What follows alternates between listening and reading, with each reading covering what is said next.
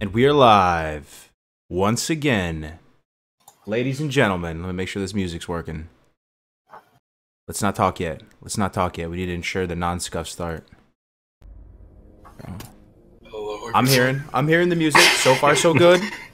So far, so good. I'm switching the Melderon. I think we're stable, ladies and gentlemen. All right, here we go. Yeah, I'm Dunedain today. I'm a shaman today. Oh my god, there had to be something scuffed. There's always one thing. There's always something. Alright, we're not gonna do the... Melderon's a paladin. How'd you guys just switch? Oh, dude, change that right now. Feels good, man. Feels good, man. We might I'll just change the names around. You can keep the class icon for today. Alright. Alright, we'll do the greetings, and while you do the greetings, I'll switch it around. Alright, so greetings, ladies and gentlemen of the internet, citizens of Azeroth, the world over. Much love to my elves, my taurens, not gnomes, dwarves, humans, orcs, especially orcs, dude. Loktar Ogard, all my orcs out there. What am I missing? Undead, the skellies, everyone but gnomes. Welcome, guys. If you're a gnome, doors that way. Welcome, guys. Greetings. Greetings. Defcamp, Melderon, Dunedain, Kargoz in the house. We back. Good morning, Azeroth. Like to say hi to my gnomes who joined the guild. Welcome, gnomes. Welcome. You love the gnomes? Yeah. We had a few gnomes who joined the guild this week, and a few of them are rogues actually. So. By the way, before we begin, this stream is brought to you by the Rocky Mountain taste of America's premium lager, Coors Light. Oh my god! And of course, I get so much hate for drinking Coors Light, dude. I get so much hate. People in the chat, stop drinking shitty beer. It's just not good, dude. It's light on calories, though, man, dude. It's also light on taste. Guinness has less calories than Coors Light. Okay, not Coors Light, but it has less calories than like Stella's. Yeah, like Guinness. The stouts actually have like the lowest calories compared to the lagers. I can't believe it. Harrison Reed with the $2. We back for more classic news. You're absolutely right, Harrison Reed. Yeah. Thank you, buddy. Listen to the orc music in the background. I'm getting hype. I'm getting so hype. Defcamp, do your thing, man. Do your thing. Hit him, Defcamp. Go. Do it, Defcamp. Let's go. Warning. Here we go, boys. Good morning, Azeroth. There we go, man. How you doing? We're doing good. I love when it cuts out. I love when it cuts out at the top. How the hell are you guys, yo? Okay, let me switch your nameplates as you guys answer that update. Let me switch it around. I kind of like it. Do ya? I'll be doing better so you can get that freaking paladin icon. I kind of like Melderon as paladin. It's kind of funny. Bring back the PBR, my He's always wanted to be one secretly. Jake Stone with the 420. Bring back the PBR. I'll get a couple PBRs for on you, Jake. Thank you very much, man. So how was your week, guys? How was your week? Okay. I've been sick for like a couple days. My allergies have been absolutely insane. But other than the allergies being freaking horrible, not too bad. Yeah, the allergies have been nuts for me too. Yeah. Hold up. It's been a good week for me. I found out I got a job I wanted, so I'm really happy about that. Yo, congratulations! Nice. Can we get some PogChamps or some YouTube emotes for Dunedain the Paladin for getting the Paladin Dr. Dunedain. Look at this. God, dude. God damn it, dude. He's a guy. He got a new job as a paladin. So yeah, he's a paladin, giving out blessings for $5.99 a piece. There we go. Stream's getting unscuffed. There we go. All right. Classic.live is doing well. If you guys haven't been on there, get on the forums, upload your content. That's been doing really well. Got a lot of good feedback from it. Yep. Hold on, we almost done. I'm almost back. Almost back in my right mind state. There we go. All right, you got the shaman tag. Yeah. So we launched Classic.live this week, guys. Was it this week or was it last week? I'm losing track. It's all a big blur to me. Last week. Last Thursday. Oh, okay. Well, we launched this website, Classic.live. We've been working on it. It's our baby. We've been working on it for 6-7 months now. Met all these fine gentlemen through this project. Community resource, community platform, by the community, for the community. Lots of good content up there right now. Go check it out, guys. Classic.live. You can upload there's guides there. You can hit the forums. We got some tools on there. But it was good, man. It was a good, successful launch. I'm really happy with it, man. Yeah. I'm ready for I can't wait to see what's coming next soon. So I'm just really excited, baby. So, yeah. No bluepost though. No bluepost. No Lupos?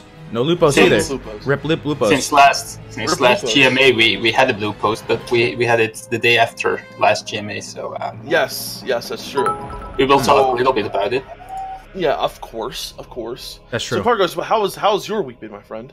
Allergies like you, man. Lots of Zyrtec, lots of Benadryl, lots of NyQuil. One of these days, one of the days that was real bad, I was out working on a fence. Sometimes, you know, when you're out there, you're working on something in the yard, and you kind of like lose track of time, and I didn't realize I was out there for like a very long time working on this fence, like, and then I came back inside and I was like, what have I done, dude? I was starting, those allergies were catching up to me, so I just started popping Benadryl, started popping Zyrtec, Aleve, or whatever it's called, Allegra, just like it was Skittles, Allegra, man. yeah. And I woke up the next day. You're not supposed to do that, Dude, I woke up the next day out of my damn mind, Defcamp. I was gonna drive my girl to the train station like I usually do.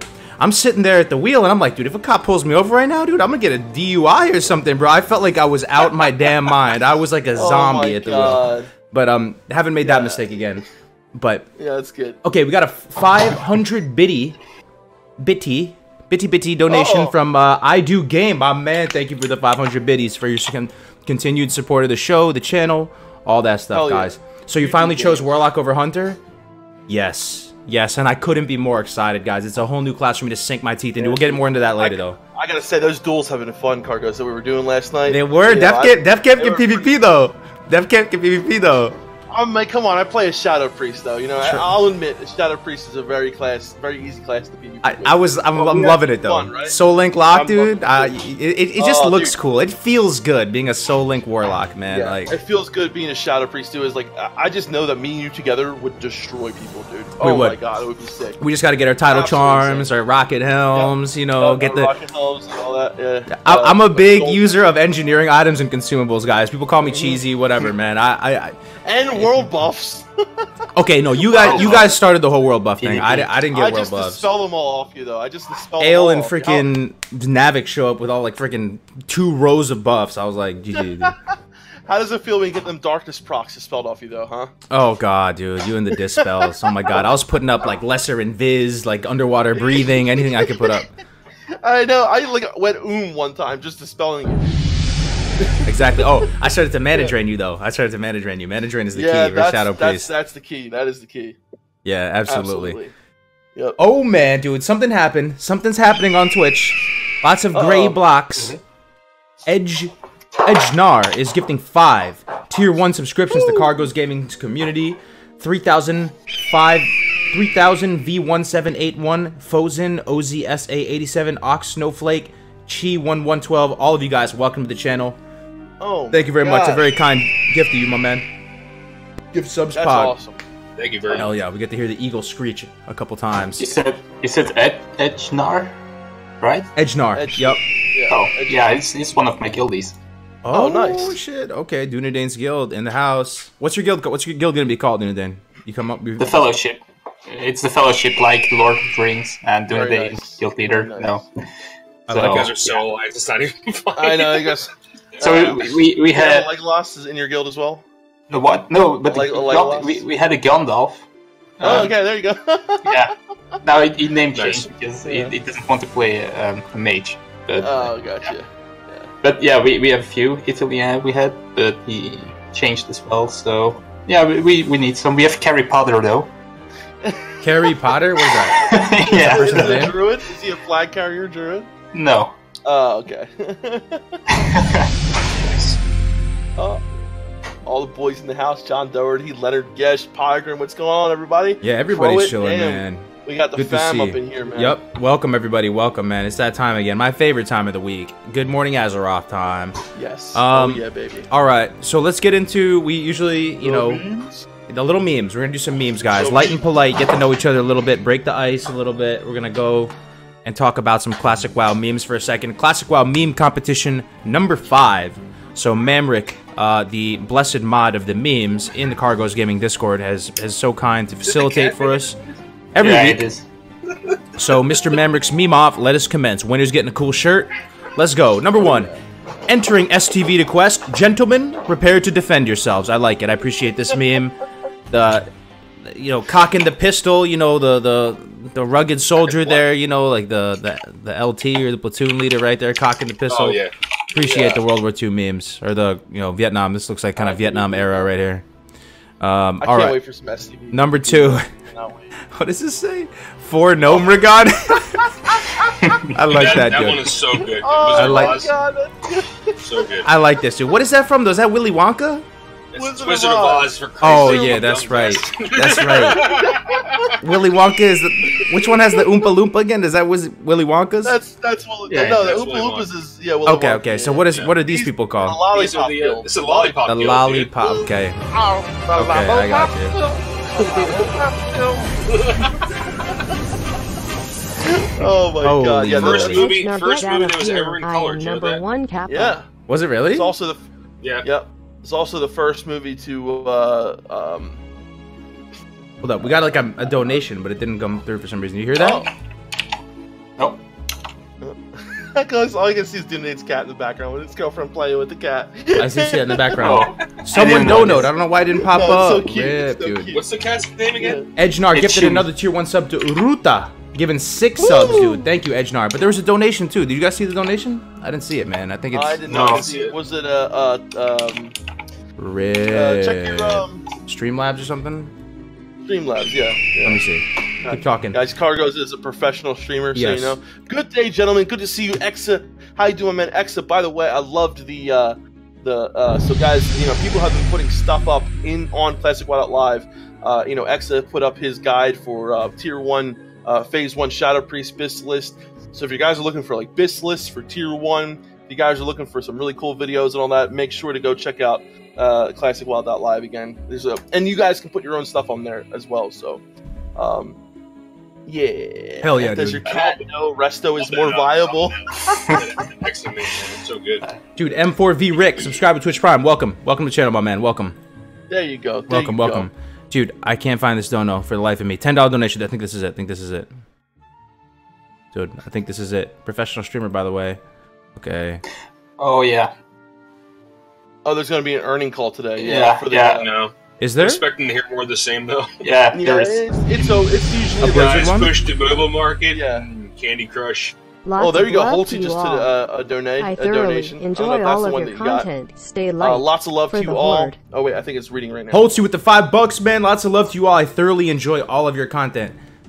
Stay light for the horde. That's what's up, Holtzy, dude. Good to hear from you, light. man. Thank you for the $5, guy. Thank you for the $5, my man. Appreciate it. Oh yeah.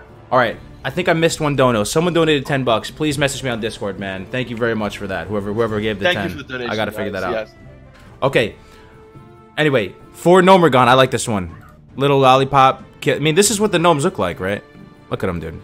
Yeah, basically. I mean, they look like that, like exactly almost. Are gnomes something that's in like Tolkien lore and stuff? Is that something that's in? Oh yeah, No. like hobbits, right? Yeah. That's true. Maybe But they're they're not thinking. gnomes, Maybe they're thinking yeah. about hobbits when they made them, actually. Yeah, they did. It's obvious that they're trying to be like a hobbit, but they didn't want to call it hobbit because hobbits, you know, Tolkienian really only. Yeah. So Okay, next one. Why would a fly land on something like this? Rats should be ashamed for falling in this trap. Bears, this is ridiculous.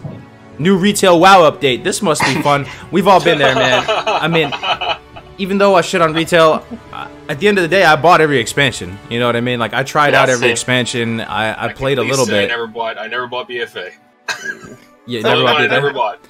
Damn, dude. I wasn't going to, but I bought it with gold. I'll admit, I bought it, but it wasn't with money. It was gold. You know. I always give the WoW expansions a shot, man. I always try, like, even if it's just for PvP or just to, like, you know, continue talking with some of my friends on there.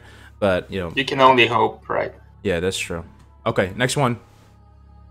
Dwayne Johnson right here. So what class are you rolling for Classic? Don't know, haven't thought about it. Not sure I'm going to play Classic at all. And he's like, what? That's a good one. That's a good one. Tried and true meme formula. That's funny. That's funny. Okay, The Rock. next one. Get ready for World of Warcraft Classic.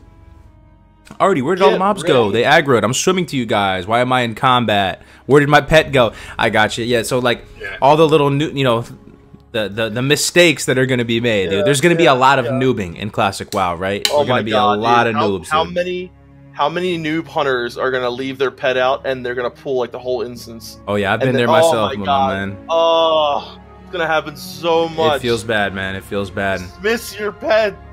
Dude, I'm excited for the pet like scripting to be correct though, and to not be like wonky. Some of these private servers, the pets act in like very strange ways, like they don't work properly all the time. But you gotta treat them right though, Kargoz. You know. Gotta treat them right. Okay. When you keep creating new characters instead of leveling a main to 60 first. Boom, level 30. Level 60, buddy, waiting for you. Okay, I got you. Yeah, it's just I know people like that. Yeah, I know, yeah. And you know what though, if that's what you have fun doing, man. Some people just love leveling, you know, a lot. So. Oh. My guildies are donating a lot. Is that your guildie, Cloudward? Donated 10 bucks for the Alliance. All right, man, we'll give you a pass. We'll give you diplomatic immunity, Cloudward, for the Alliance. For the Alliance. We'll let it slide this time, man. Thank you for the 10 bucks, You gotta pay your way through. Yeah.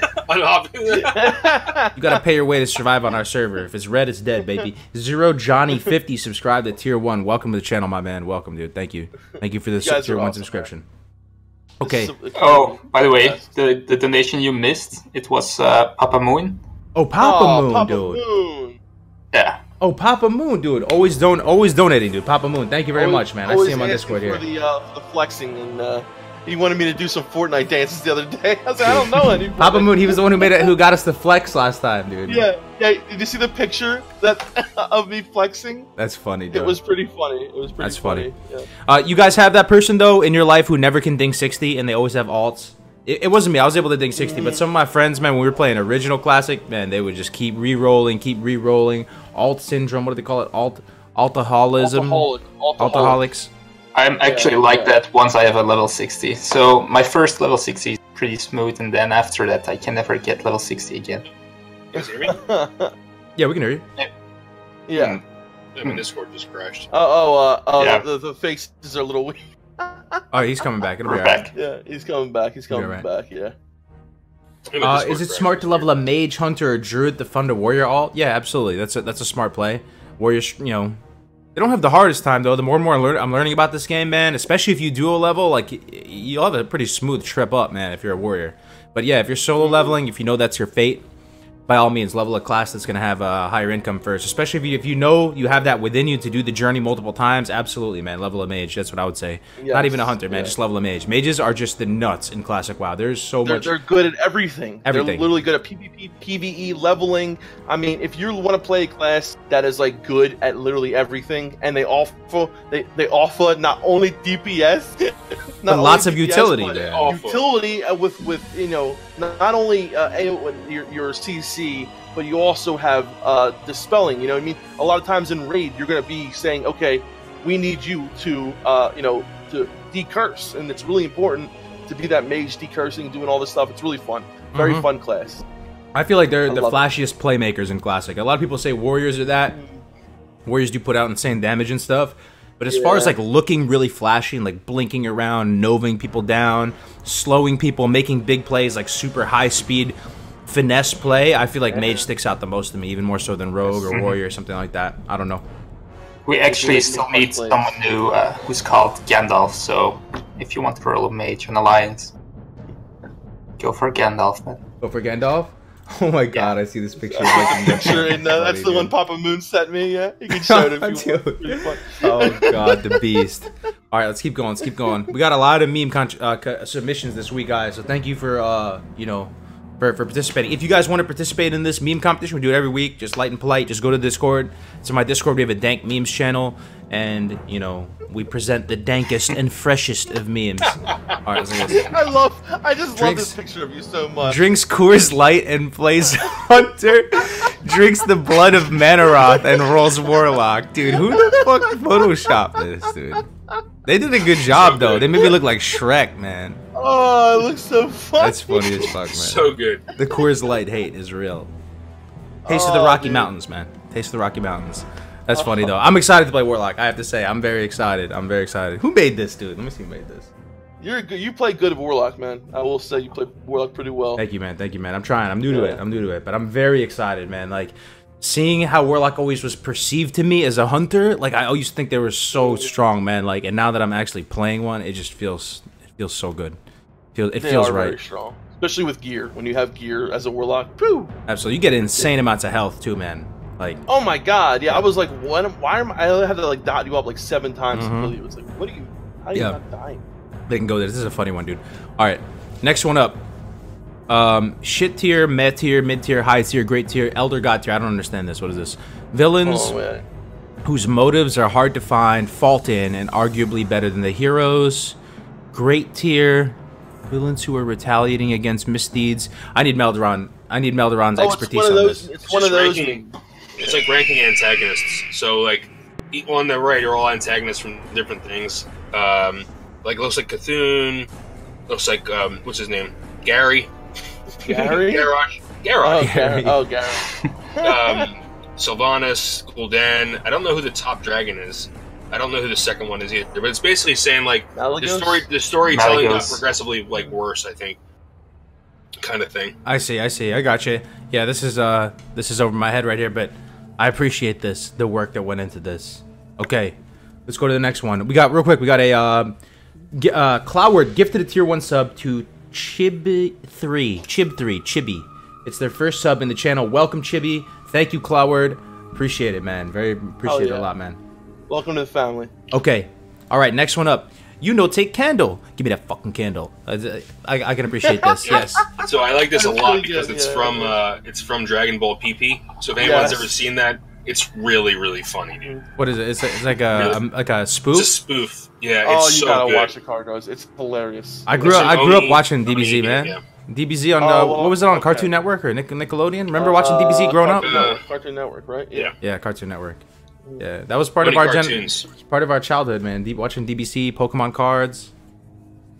I appreciate this. All right, next up. This I don't even know what this is from, but this image just cracks me up, dude. Onyxia scale cloak protects the. It's like some burn victim with a. This is from the last episode of Game of Thrones. Yeah. Okay. So I wouldn't give it spoilers. Yeah. Okay, no spoilers. Anyone who didn't watch it. Anyone who watched it will get this. Protects the wearer from being fully engulfed by the shadow flame. So if you don't know, if you've seen the episode, when you do Nefarion, you need this cloak because it helps, for the shadow flame. And if you understand the meme of who that person is and why he's wearing that, it's pretty funny. Big points for this one. I really like this one. It's a new meme, and it's relevant in a lot of ways. I like it a lot. Possibly homebrew too. Possibly homebrew. Took some Photoshop, some effort to put this together. It's kind of a new thing. Okay, yeah. I don't personally understand it, but I appreciate this. Okay, next up, budgeting your money effectively so you can buy your mount when you hit 40. Wasting gold constantly on minor upgrades from the AH. We've all been there, dude. Every single person can relate to this, dude. Because the journey. I buy upgrades every level. It took me a while to realize that gear doesn't really add too much, as it doesn't add too much value. Like the stats on gear doesn't add too much. It's mainly your weapon upgrades. It's mainly, that's what should be investing gold in. But I used to be the same way for many years, man. I would go to the auction house every couple levels, look for some BOE blues on there, and think I'm getting a great deal, and then I will literally pay 5-10 gold for something that gives 3 more agility. Yep. But I have the money right now. If I don't have the money, I'm out. Right. What is this blue thing though? Is this what is this blue? Is this a troll or something? Is he the Oh, okay. You bought new gear for his guy. okay. Yeah, I got you. It's like done in paint. But I got you. Yeah. All right, move on. We got a few more than usual. We got I think 14 or something like that. All right. The dude's reaching for a yacht and hot girls and chicks on the beach and clubbing, and then Clask's pulling him back, dude. And no sex with a fucking sign through it, dude. That's funny. Dude, I will gladly I would gladly opt for that though. I would dude, classic all day. But you're gonna be married though. You can't. That's true. That's no contest. I'm not getting any right now either way. So.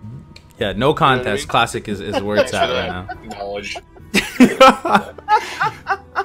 All right, let's move on, man. Okay, so that's a good one. I like this one. All right. World of yeah, I can't. I can't, dude. Yeah, I can't, dude. Where'd it go? Oh. It's like a reverse getting jacked to fat, dude. It's like a before and after WoW picture, dude. Day 1, he's got the 8-pack. Day 194. looks like my photos. That's funny as fuck, dude. I like this one a lot. This one is hilarious to me. We're all gonna be in the same boat though, man. We gotta motivate each other to still go to the gym a little bit, man. We gotta find a balance. You know, we're gonna be very excited, but we gotta stay on each other, man. Yeah. Very excited. Okay. All right. What's the best way to dump your girlfriend for a classic? Bro, just tell him the classic's coming out and you're gonna be playing 18 hours a day. There you go. Yeah, there you go. Tell them you're gay. That's the easiest way to do it. Just be like, listen, I'm not into girls anymore. Sorry. What are they gonna say? Nothing you can say about that. That's true. That's true. Thank you. Okay, this is another Dwayne Johnson one. Thank you so much for coming. Been looking for a healer for ages, but I'm Retribution. Then it cuts to Pulp Fiction. He blows her brains out, dude. All right. I like these two. There's some good ones this week, man. Yeah. That's putting 2 movies into one. That's pretty good. Yeah, this is gonna be hard this week, dude. It is gonna be hard. We have 14 submissions too. God. Okay, we'll do. I'll make a little straw poll right now. That's gonna be a strong. Yo, one guy. Remember that a couple weeks ago? So, yo, what was your straw poll site called? Defcamp. I like that one. Really, you like that? It's just strawpoll.com, I think. Oh, okay. Yo, this guy, I don't. Literally just like strawpoll.com. Dude, was it last GMA? But someone was saying that that you could play WoW in VR and have a treadmill and stuff. Imagine if the next WoW. Okay, imagine in like 2025. Blizzard comes out with like World of Warcraft. This is my dream. This is legit like my wet dream. I'm intimately sharing with the world right now. That Blizzard in 2025 goes, you know what? We're just gonna re-release World of Warcraft as a new game. It's just gonna be called World of Warcraft though. No crazy weird name. World of Warcraft, and it's like super good, new mechanics. Like no, maybe there's not action bars. Maybe there's not the global cooldown, and. If it was super immersive, maybe it was in VR. Maybe we're in like 2030 right now. Imagine though, if you had to walk around the world, it would like perfectly align the incentives so that everyone would be like super healthy. You'd be walking around the world and playing like the best game ever. Like, I don't know. That sounds awesome to me. I'd just be in a wheelchair or something. Be in a wheelchair? That would be an actual Ret Paladin in a wheelchair, right? That's true. I was just thinking, I always love when you say, if I ever become an out-of-touch baller, guys, this is what I'm doing. I was ready. I was waiting for you to see if you're going to say that. Dude, I'm going to say that. Well, that's true. If I ever become an out-of-touch baller, I'm going to fund that, man. Even if it's not the VR thing, I just want, like, I think a lot of people are quick to throw away a whole universe and IP for something new. Like, people want to create a new thing. I'm very loyal to the Warcraft IP. Like, I'd rather them just build upon what they currently have and make it more complex and more, colorful and just more depth to it and just continue to flesh it out even further than switch over to a new one. I don't know. I don't know how you guys feel about that. That's kind of a separate thing, but I'm exactly like that. I'm very nostalgic when it comes to everything, basically. It would be amazing, right? If you could like actually feel like you're your character. I mean, that would be cool and all. But when it comes down to it, right, I think, man, in some form or the other, I'm going to be playing this game 20 years from now. I mean, the fact that it's already 15 years from the launch, people still play Doom. People still play Doom. People are still trying to get, crazy times in Doom and shit like that, like the Doom.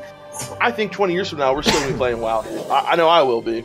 I feel you. I think there's a point for every game where it's like becomes unplayable though. Like I can't play Super Mario Brothers anymore, dude. It's just way too. What about Zelda? Like I can still play Zelda. The first Zelda, no problem. Or the first one, and the first Zelda too. Yeah. No, the first one I can play over on like Game Boy. No, dude, I'm done with that. I can't play it anymore, man. Okay, but let me explain something to you though. So how come people don't say that about like sports and stuff like that? You know what I mean? People don't want to change the formula of sports. They want to keep playing soccer and tennis. Sports can't change. Yeah, because sports is the real world. What if they updated it, fresh coat of paint? They re-released World of Warcraft or something like that. Then okay, that's fine. I'm talking about like in its nascent form, right? Like games get to a point where the technology is so advanced that it becomes unplayable. To me, at least. But isn't that past time? I mean, isn't World of Warcraft good enough already? I don't think it's timeless content, man. It doesn't apply to World of Warcraft. Straw poll in the chat, guys. Vote for your favorite meme. I will quickly go through them again. At some point, Dunedain, I think it will. Yeah. I feel like since World of Warcraft and since like Age of Mythology and stuff like that, it's really still playable. Sorry, I'm laughing at Mr. Age of Mythology? Yeah. Age of Mythology, awesome game, dude. love Age of Mythology. First game I ever played, I think, on PC was Age of Empires 2. Wait, where's number 1 for this? It just goes 2, 3, 4, 5, 6. Oh, here's 1, right? Isn't this 1? Yeah, entering STV to quest. Oh, shoot, man. I think you forgot 1. Alright, 1's not winning anyway. It's all good. Alright, 1. This is the 1 is this. 2 is Nomaragon. 3 is new retail WoW update. 4 is so what class you rolling for Classic. 5 is get ready for Classic with all these little, you know, ships and stuff like that.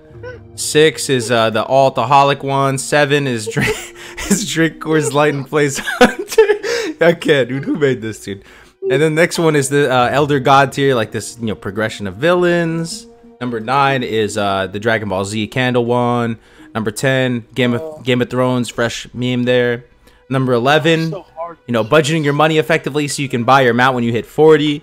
Number 12, you know, chicks, beach, booze, you know, party or classic WoW. 13, reverse aesthetic progression towards becoming a fat ass playing classic WoW. And then number 14, Red Paladin meme. Okay. Sorry, so many. Many. One. Apparently, if Kargoz forgot what number it comes before, Yeah. too. Sorry, Kargoz. Dude, I'm not a scientist like you, dog. I didn't say this. Okay, I'm gonna vote. What am I gonna vote for, dude? What are you guys gonna vote for? I want number 1. I'm gonna vote number 4. Number 4. Which one is 4?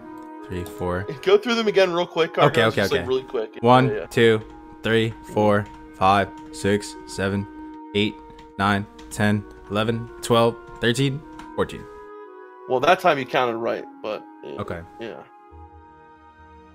So the straw poll is it lagging? I voted like a minute ago, and 4 still has 0 votes. Oh, it's working for me. You have to hit refresh results on the bottom. Yeah, still. Oh, 13 is killing it, dude. I love it. Okay, we'll do first to like 10 votes.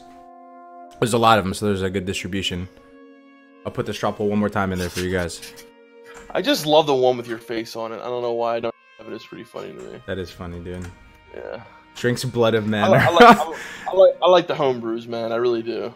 Yeah. Classic White Out Live. Yeah. There you go. Someone was asking for it. Cool, man. That's cool. That's cool. All right, let me see. Final call. We'll move on to the next thing. Okay, so the winner of this week's meme competition is number 13, which is the reverse progression from being shredded to being fat. Playing classic WoW. I love it, dude. This one well deserved. Let me see who made this one. Yeah, it's definitely winning that one, yeah. I think that was Zog Tiger. Oh my god, dude. It was Zog Tiger, dude. Zog Tiger's in here too, bro. Zog Tiger, dude. Let me I should add him. have so many people. Feel so bad for the person who made number 1. That's so fucked up, man. Congrats, man. Congrats, Zog Tiger, dude. Good shit. There's some dank memes here this week. All right, so let's move on to the next section now. Congrats, man. Mamrick will get your information. We'll send you out a shirt, man. It's gonna be this cool Plagueland shirt. All right, so we did the meme competition. News and updates. Anybody have any news and updates? Well, yeah. Guys, Classic WoW is being released in summer 2019. And 1.12 itemization. Yeah, let's start with the itemization. Let's talk about that. Okay. Talk about itemization. So someone summarized that last blue post. I didn't make a video on it. Okay. It's essentially this is the TLDR version, right? Okay. If gear change at any point during Classic WoW, it won't be changing. In Vanilla WoW, it will not be changing in Classic WoW. No stats will change during the entire course of the lifetime of Vanilla WoW. Of Classic, Classic WoW. However, gear that came out, that actually came out at different time points, will still come out in those respective phases. Okay. That's it. I was not surprised by this. I honestly planned my whole pre-raid best in slot list already around this like a month ago. I mean, that's the thing. So, I gotta say, real quick, this blue post came out, and people were freaking out. I instantly got like a plethora of messages were just hit my DM, and I was like, oh my god, what's going on? And I'm checking all these people are like, this is some bullshit. Like, I'm irate. What is going on right now? Blizzard lost their damn mind. So I clicked the blue post. I read through it, and I was like, what is this? Like this, we already knew this. That's what I was thinking to myself, at least. Like we already kind of knew this. They kind of already said this before. They said like, especially because of the PvP post with the 1.12 itemization of the PvP gear. That was like, oh well, that means they're probably going to do the same thing with everything else. You know what I mean? Yeah. It was actually a reconfirmation of what we knew before.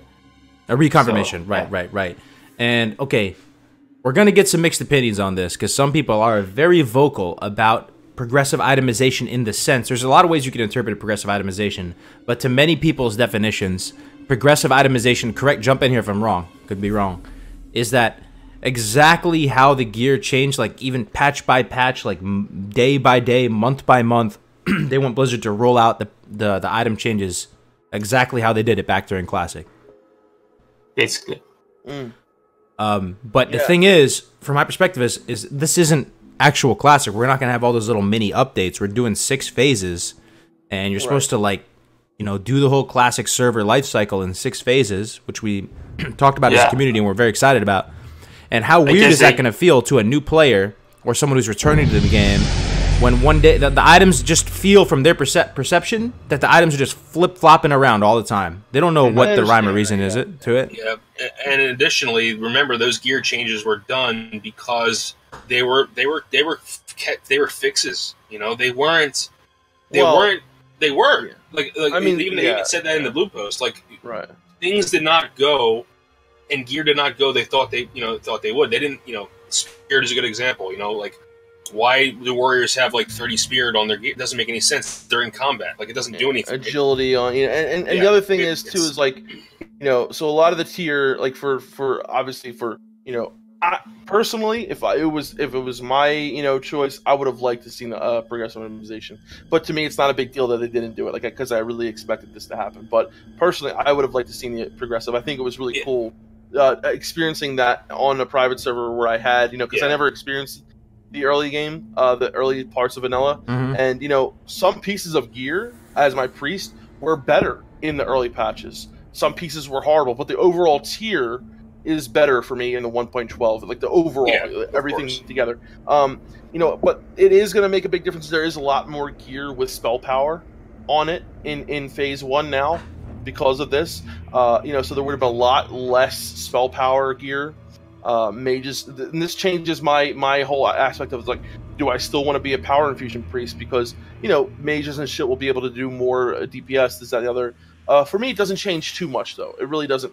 And, like, looking at people's pre-raid best in slot list, when you look at every item, you know, pretty much only, like, I don't think I found any other class that's, like, 3 to 5 items that have been, like, really upgraded.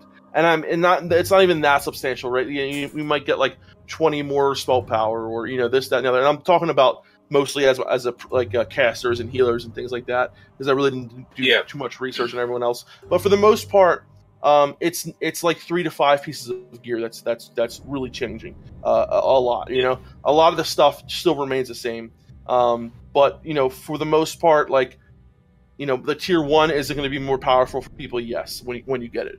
But I still think people are going to struggle through MC, people who have never done it before, people who are casual guilds, people are going to struggle on bosses like Gar and Shazra and Ragnaros, and people are going to struggle in BWL, and you know, I mean, at the end of the, you know, at the end of the day, I don't think it's going to have too big of an effect on everyone. It will, however, you know, be a slight change for people. It will be something to maybe get used to at first, but I don't think it's going to be to the point where it's going to ruin my experience. Not at all. Right. Let's make a list of pros versus cons. I don't know if this has ever been done before. Pros versus cons off the top of the dome.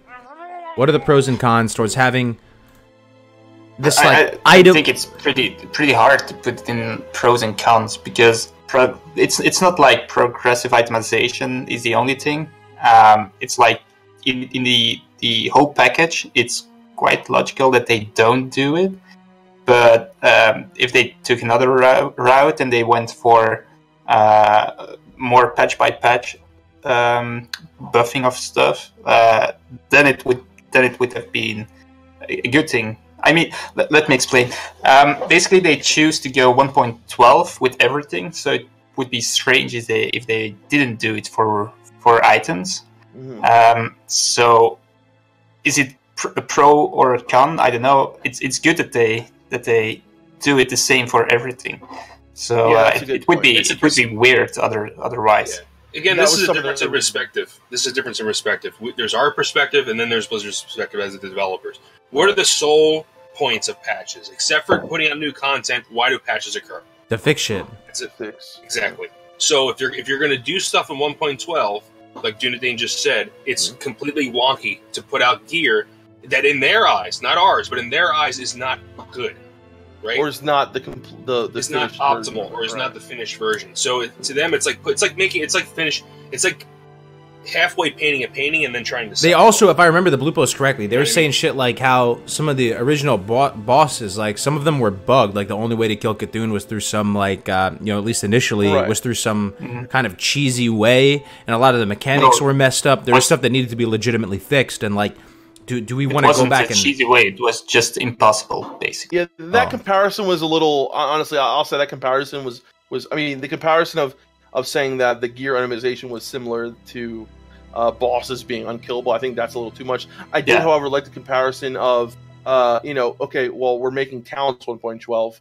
Why should we make gear? Why wouldn't we make gear 1.12? Yeah, exactly. Right? That was a better comparison. I see. Okay. I don't know. To me, when they talked about, well, of course, we would have, this with like that, and where it was unkillable. That's more of an oversight. That's more of a game breaking like bug. So, you know what I mean? So help me understand the pros of progressive itemization, though. So people want to experience the gear primarily when it was in its kind of nerfed state, so the content is harder, and that they get to experience. But I would be thinking to myself the whole time, if I was doing that, I would just be thinking of what final form this gear is going to take eventually. I'd be like, all right, well, this is just a temporary thing. It's going to change to it. It'd be so it'd be like really weird to think about. Like, I don't know. That's what happened on Nostalres as well. So and people were fine with it. So I guess whatever approach they take, they just need to follow their initial ideas. Yeah. And one of the pros of going with the patch by patch itemization would be that it would be perfect for nostalgic reasons, just solely that. It would make raids a little bit harder. It would make leveling way harder, actually, because many of the low-level items were buffed with 1.4 patch, I think it was. There's some stuff that's buffed later too, man, like the lesser wands, stuff like that. Fine light crossbow we were talking about. Yeah, they're a lot stronger. Yeah. But a lot of those items were whites first, and they were changed to greens, and also greens were changed to blue, so it makes quite a big difference. But it's okay that they put everything in the 1.12 state, so that's a pro for the 1.12 state. It's way easier for everyone to understand what's going on. If it went my way, I would go patch by patch, of course, but okay, fine with it. And the talents as well, you would.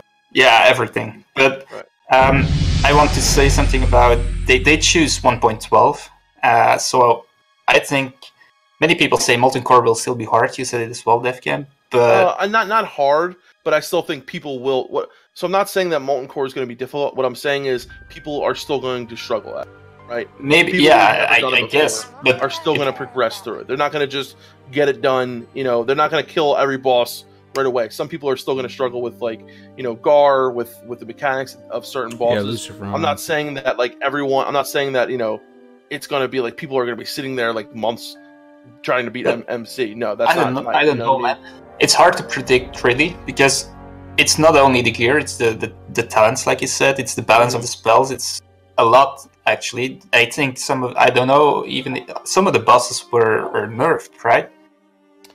Well, that's the thing. I mean, we still don't know we still don't know anything about, what the bosses are going to, are they going to, now because of this, are they going to slightly increase bosses, HP or something like that? We don't know any of that yet, right? So we have the 16 debuff slots. If you take it all together, it really adds up and it makes content a lot easier, especially MC, BWL. So I would really, really like them to buff the early raids to make them as hard as they were with 1.1 patch. Pro, I'm gonna make a prediction with progressive itemization, patch by patch, the early content, so Onyxia, Molten Core, stuff like this, before stuff is changed around, is harder.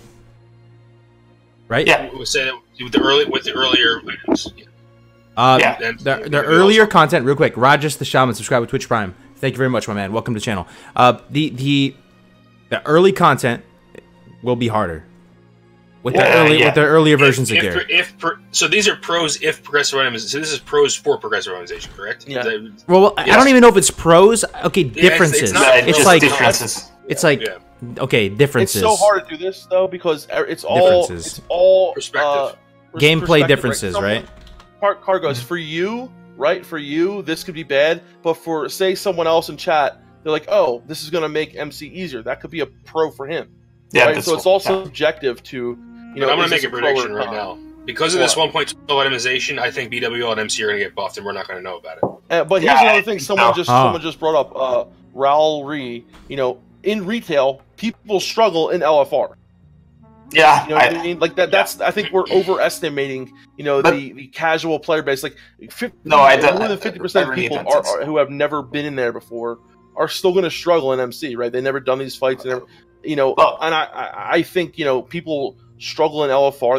They have trouble doing you know things that you can literally in LFR you can just bypass every single mechanic if you want to. Yeah, but no, good enough. You know why not? Why they will not struggle in MCs? Because people have to level 1 to 60. It takes time. They learn their class. They do a dungeon. The dungeon is hard. They learn how to play. And if you play BFA now, you can be max level. You don't need to know anything. You just click LFR, and you cannot.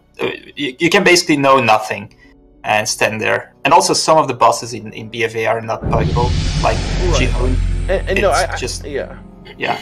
I think for some bosses, Dunedain, yes, but I think there are some bosses where Kargoz. Strategy does become important, like Gar. Marry one, you know what I mean? and Like kill I think there one will still be walls for people. Like in LFR, you can just go through every boss without. Doesn't matter what your comp is, everything like that. If people go in there not knowing, you know, they know their class, understand this, but they don't understand the mechanics of the fight, or understand that you need warlocks to, you know, to do this or to do that, then I think people will still struggle in that way. I just see Jello's question. I see Jello, dude. You have the F1, marry one, and kill one. I can't do it. There's a question posed to you right now. my brain cannot compute, dude. Wow. Oh my god. My brain cannot compute. I get a 404 when I think about this, dude. I get a 404 up top. Questions for Dunedain that was posed to him. Yeah. Oh man. Oh, true. Well, that's hard. I don't want to kill anyone. You know. I don't want to. I don't want to do F1. You don't? Sorry. No. Well. Thanks for the $5, Jello, dude. You put us between a rock and a hard place, my man. All right, how about this, dude? How about this? Right. Yeah. How about this? Okay, Ragnaros, Nefarian, or we'll say, okay, well, no, we'll do this: Ragnaros, Nefarian, or should we say KT or Cthulhu? Why are you putting all dudes in there, man? Cthulhu. Okay, say Cthulhu. Ragnaros, Nefarian, or Cthulhu? Fuck one, kill one, marry one, go. Wait, Ragnaros, who? Nefarian. Nefarian. Okay. Yeah. Oh god, dude. I would kill Nefarian. Fuck Ragnaros and marry. Oh god, dude. So you're into tentacles, huh? Oh god. No. Yeah. Well. I didn't think about that. All right, dude. Yeah, no, this is just evolved into a Yeah. Okay, were we talking about progressive itemization? Yeah. Okay. So it's all relative, right? So, it's all relative. Okay, early end game content will be harder if there was progressive itemization. Why is it just early content? Because later content, the stuff gets buffed, right? Okay. So, it catches up. It catches up. Okay. Leveling will definitely be harder and less interesting, what I would say. So some of these items that get buffed, they become like gems, dude. Like the fine light crossbow, the lesser and greater wand, like this is stuff that you factor for, like when you're leveling, right? So I've been practicing my root speed leveling 1 to 20, right? Saving up that cloth to get the lesser magic wands and dual leveling with these cool synergistic professions and having an actual viable reason to get professions. Before this was not on my radar. Before, to my mind, I was like, dude, there's really no reason to be leveling professions. I would just do skinning or something like that. You know, it wouldn't be a big deal. Now there's a legit viable reason to get these professions early and to have this stuff on the map. You know. So I mean, make a lot of gold by just selling lesser magic wands and greater magic wands. Yeah, I mean, you don't even have to make the gold though, man. Like if you can just, all you need is like, you know, good amount of cloth, and if you get a green or two or something like that from a quest reward, you can DE that and then use the cloth, and you can get your magic wand. It's something that's actually viable to do, and it makes leveling more interesting to me. Like the fine light crossbow, and again, leveling. I know probably most people aren't super into leveling, but you know, the fine light crossbow, you can only get it in Undercity, and it's sold by one random dude, and like it's super strong, and it's this white item that doesn't have a damage range. The buffs, I think, affect the leveling experience in a good way. I don't know. I can't speak too much about the end game stuff though. Maybe you guys can help out there. It's going to be different. But if you think leveling is really interesting, if it's really hard, then it might be a pro to have the real progressive itemization. You know. So for you, it's interesting to have some interesting items. But for some people, it might be interesting if it's a little bit harder. Gotcha. Right? Yeah. I just think, like... Go ahead, yeah. No, I mean, Dire Maul's coming out in its own phase, so that helps. You know what I mean? Like, it's not the end of the world. It really isn't. Like, for anybody who really thought that they were going to do that, like, I'm sorry, like, that's not how Blizz operates. It's just not. Like, we should have seen this coming. Like, Blizz is not operating that way. They just don't. They're not going to release things from previous patches. It's just... Yeah. I think the people who are going to blow through, you know, MC are still going to blow through it. The people who are going to struggle with MC are still going to struggle. It's not like there's like now there's like a whole like now like, you know, 90% of the players are just going to, you know, it's not going to change that many people's perspective that much, in my opinion. It will change it to a degree, yes, and what they're going through and all this, but not to a degree to where I think people are really you know, expressing like they're really upset about. But yeah, it depends. It's so hard to predict, but I would really be upset if we have 15-second boss kills in MC. Yeah, now Dunedain is right in the effect that like all these things together could mean something. Right now, like if we have progressive itemization, since now we have the 16 debuff slots at start, if they were to do the world buffs like they are on private servers and not the way they were back then, if there were to be you know, so if they were to have the, you know, the stats that we saw in the bosses that were in the CDN, which I hope they aren't like that, then yes, all these things together could cause a big difference. But just now what we have, I don't think it is. So we need to make sure that, you know, things like world buffs are the way that were in Classic, and not everyone getting, you know, an Ani head every 2 minutes or whatever. Things like that. You know, and you know, Dire Maul buffs won't be out, of course, yet. So when it comes to world buffs, it will be very limited. That's true. That's really good points, bro. I didn't think about Dire Maul not being out is going to make MC harder, right? Yeah, right. I mean, Dire Maul buffs are huge for MC for a lot of people. So you know, the main buff that people are going to get is the fire resistance buff from Ubers for Ragnaros. I mean, that of course is it's just you need a priest to mind control to get it. But everything else, you know, I mean, like going in there with Flask or whatever, depending on like what the you know, and then we're talking about professions, right? Flask and all these other things, that's going to play a big part into it too. So how, you know, we're looking at other things of like how the economy is, and are people able to afford, you know, Flask, and is it going to be something that's a little less occurrence as we see it on like, you know, on private servers, you know, yeah, like the tank has making sure the tank has their Flask, the Titans on, you know what, to give him his help, but like for the most part, no one else is going to really probably go in there with like a supreme power and shit like that. You know what I mean? It's not going to be that big of a deal, but I think all these things together is what we have to look at and make sure that we don't get too out of hand with it, right? We don't go to the point where everyone has world buffs and all this shit together and everyone's flasking. Then, of course, it'll make it a lot less relevant. So one guy, Belwa42, has a nice comment in here. He says, I feel like progressive itemization would make 1% of people happy and confuse/irritate the remaining 99%. So that's one thing I'm thinking about. This is marinating in my mind. I don't know what percentage of the overall Classic player base are going to be, you know, private server players, people who have been wanting this for a long time. I have no idea. I would assume it's going to be the minority. So, but on the same note, appealing to the masses is also kind of what made WoW shit, though, kind of. So that there's a certain line of reasoning that suggests that, right? Appealing to the masses. But at the same time, solely appealing to like a group of diehard elitist, you know, 1% private server players who've been playing this game for many years, also has issues. So it's striking a balance between the two. You know what I mean? Like a lot of this stuff, I don't envy Blizzard. You know, they have to make some calls here, man. Like, I honestly think they did a pretty decent job though of what we're getting right now. The thing that bothers me the most, what is one thing that bothers you the most or worries you the most about what you understand about Classic 1.12 AV.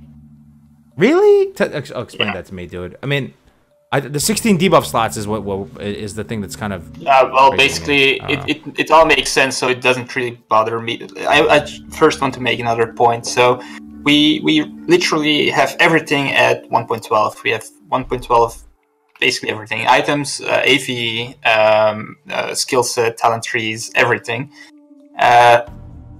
So that totally makes sense, but what would make sense is that, well, let's put it this way.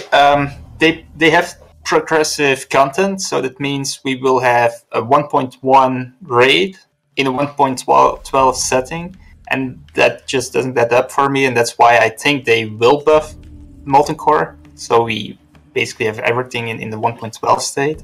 So, yeah, that's my first point. So, but what I like least of the 1.12 things we got so far is basically AV, because AV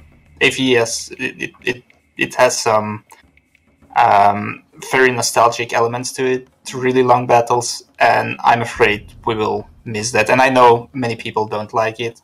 I know Melderon doesn't like it that much, but AV is part of Vanilla WoW, and we will have the slightly worse version. So my question to you guys is this, and first of all, people were pointing out, and I gotta agree with them, today for some reason, I don't know why, earlier I was thinking, Dunedain, you're looking a lot like Theon today, Theon Greyjoy. I don't know what it is, man, but you're looking like Theon. Real quick though, Discipulo7 _7 Discipulo subscribed with Twitch Prime. You know him? You know Discipulo? Oh yeah, he's been he's been a patron of ours since like day one. Holy shit, that's awesome, dude! Welcome to the channel, Discipulo. We got some friends of Defcamp Melderon in the house. Yeah. Oh yes. And also, what I want to say, so since we're getting a lot of the 1.12 stuff, do you guys think they're going to come out with a blue post very soon saying that we're going to get cross-realm battlegrounds? Oh, no. Please. He actually does look like Theon. Oh my god, you're right, dude. I know. They can't release that information until I tell us server size. Yeah, so that's what. So my big thing is now is like, I want to make sure, I want to find out server size, right? You're gonna put the picture of Theon. Tell me that doesn't look like Dunedain, dude. Tell me. I know, right? Tell me that doesn't look like Dunedain. Like him. Yeah. So yeah, well, you look like a famous. I'm not quite sure if I'm happy with that, but I've heard it before. So. Do you know how many grills want this, man? Dude, I think it's a compliment, dude. Grills, it is a compliment. Absolutely, Theon's handsome. So, you know, my thing is like, if we get server sizes that are low, right, low enough, I still believe that there's no need for sharding, right? If we're talking like 3K, even 3K to 5K, I still think there's no need for sharding, right? But, you know, I want to make sure that we're having healthy enough sizes also so that we can, you know, possibly have single server BG. So that's why my number has like gone, like fluctuated. I still think somewhere between like 3K and 5K is the magic number. I still think that that'll be good enough to not have sharding and good enough to not worry about cross-realm BGs. So, in my opinion, you know, a lot of people want cross-realm BGs, a lot of people don't. I think that we can work with it, but I still don't want sharding. Jello, with the 3 things that will quickly ruin classic cross-realm BGs. Thanks for the $5, man. Character transfers, WoW tokens, and cross-realm BGs. Quickly ruin classic. Oh, okay. Cross-realm BGs. Thank you for the $5, man. Let me respond to this real quick. Still no clarification. Remarks. So you hit the nail on the head on one thing that resonates with me in particular. So for the longest time, for many years, if you asked me a year ago, if you asked me a few months ago, I would have said no cross-realm BGs. That's the thing I look forward to most in Classic WoW PvP, building a reputation, going into BGs, seeing the same people, having like a narrative towards the battles. But this is what I've sort of learned through the past couple months, that like at a really high level in practice, like it's not going to be the same as it was back in OG Vanilla. Like there's going to be like really high-end pre-mades that run shit. And these people are going to like match fix potentially and kind of manipulate or exploit the PvP system and rig the matches so you can Q dodge and match fix and kind of game the system. And that can happen with much more reliability in a server with no cross-realm whatsoever. If it's only your server, you can basically... Now, one point against that would be that could be against TOS, and Blizzard could go in there and moderate that and ban those people. I'm concerned, though. It seems like Blizzard may not have the manpower or desire to have these in-game GMs like they had back in the day, and they're trying to maybe go towards automation. So that could be a real issue, man. And if Cross-Realm BGs throws a spanner in the works of that plan for match fixing and, you know, or dodging or whatever, in the sense that now you have other servers in the mix, you can't reliably guarantee that you're going to dodge a certain pre-made or get linked up with another pre-made. And this is something that actually affects gameplay. Now, some people will say to that, it's just the classic WoW PvP system, man. Don't take it too seriously. The rank 14 PvP system is flawed. You know, don't think about the rewards too much. I don't know if I subscribe to that, man. I think the rewards are pretty prestigious, and I would like to try and preserve the integrity of that system. You guys have any thoughts on that? That was a really good, because I'm actually like, this is a hard one, right? Because I see pros and cons to both, but I see so much, like, personally, selfishly, why I don't want cross-realm, server BGs, because the first reason that you stated, Kargoz, you know, that feel of going in there, you know, seeing people that, you know, like having that feeling like you're fighting people from your server. I love that. And then I also see a lot of pros to having cross-realm BGs. It's honestly, it's really tough for me. Like, you know, a big part of me is saying no to it, but I understand. It's almost like the same thing I feel with the itemization. Like, I didn't want it, but I understand why they would do it if they did it. You know what I mean? And I just really strongly feel like, you know, okay, a whole big thing that they said in the past, right, is that they want to emulate the feeling of vanilla, right? And cross-realm BGs didn't come out until one, right? You know, so for the longest time, during vanilla, there were no cross-realm battles. And I experienced that, and I liked that. And I remember when it changed. I remember when we got cross-realm battlegrounds, and it felt a lot different. It did. But the queues were quicker. You know, you didn't get involved in as many pre-mades. It seemed like games went faster. It seemed like, you know, but ranking is all relative to your server and relative to what's going on, right? So there's, honestly, I'm going to just stay and say that, you know, I'm going to stick with my guns and say I don't want it personally. The other thing that he talked about too was the before I forget, I was just going to say, the no cross, he said no server transfers, I think he said, right?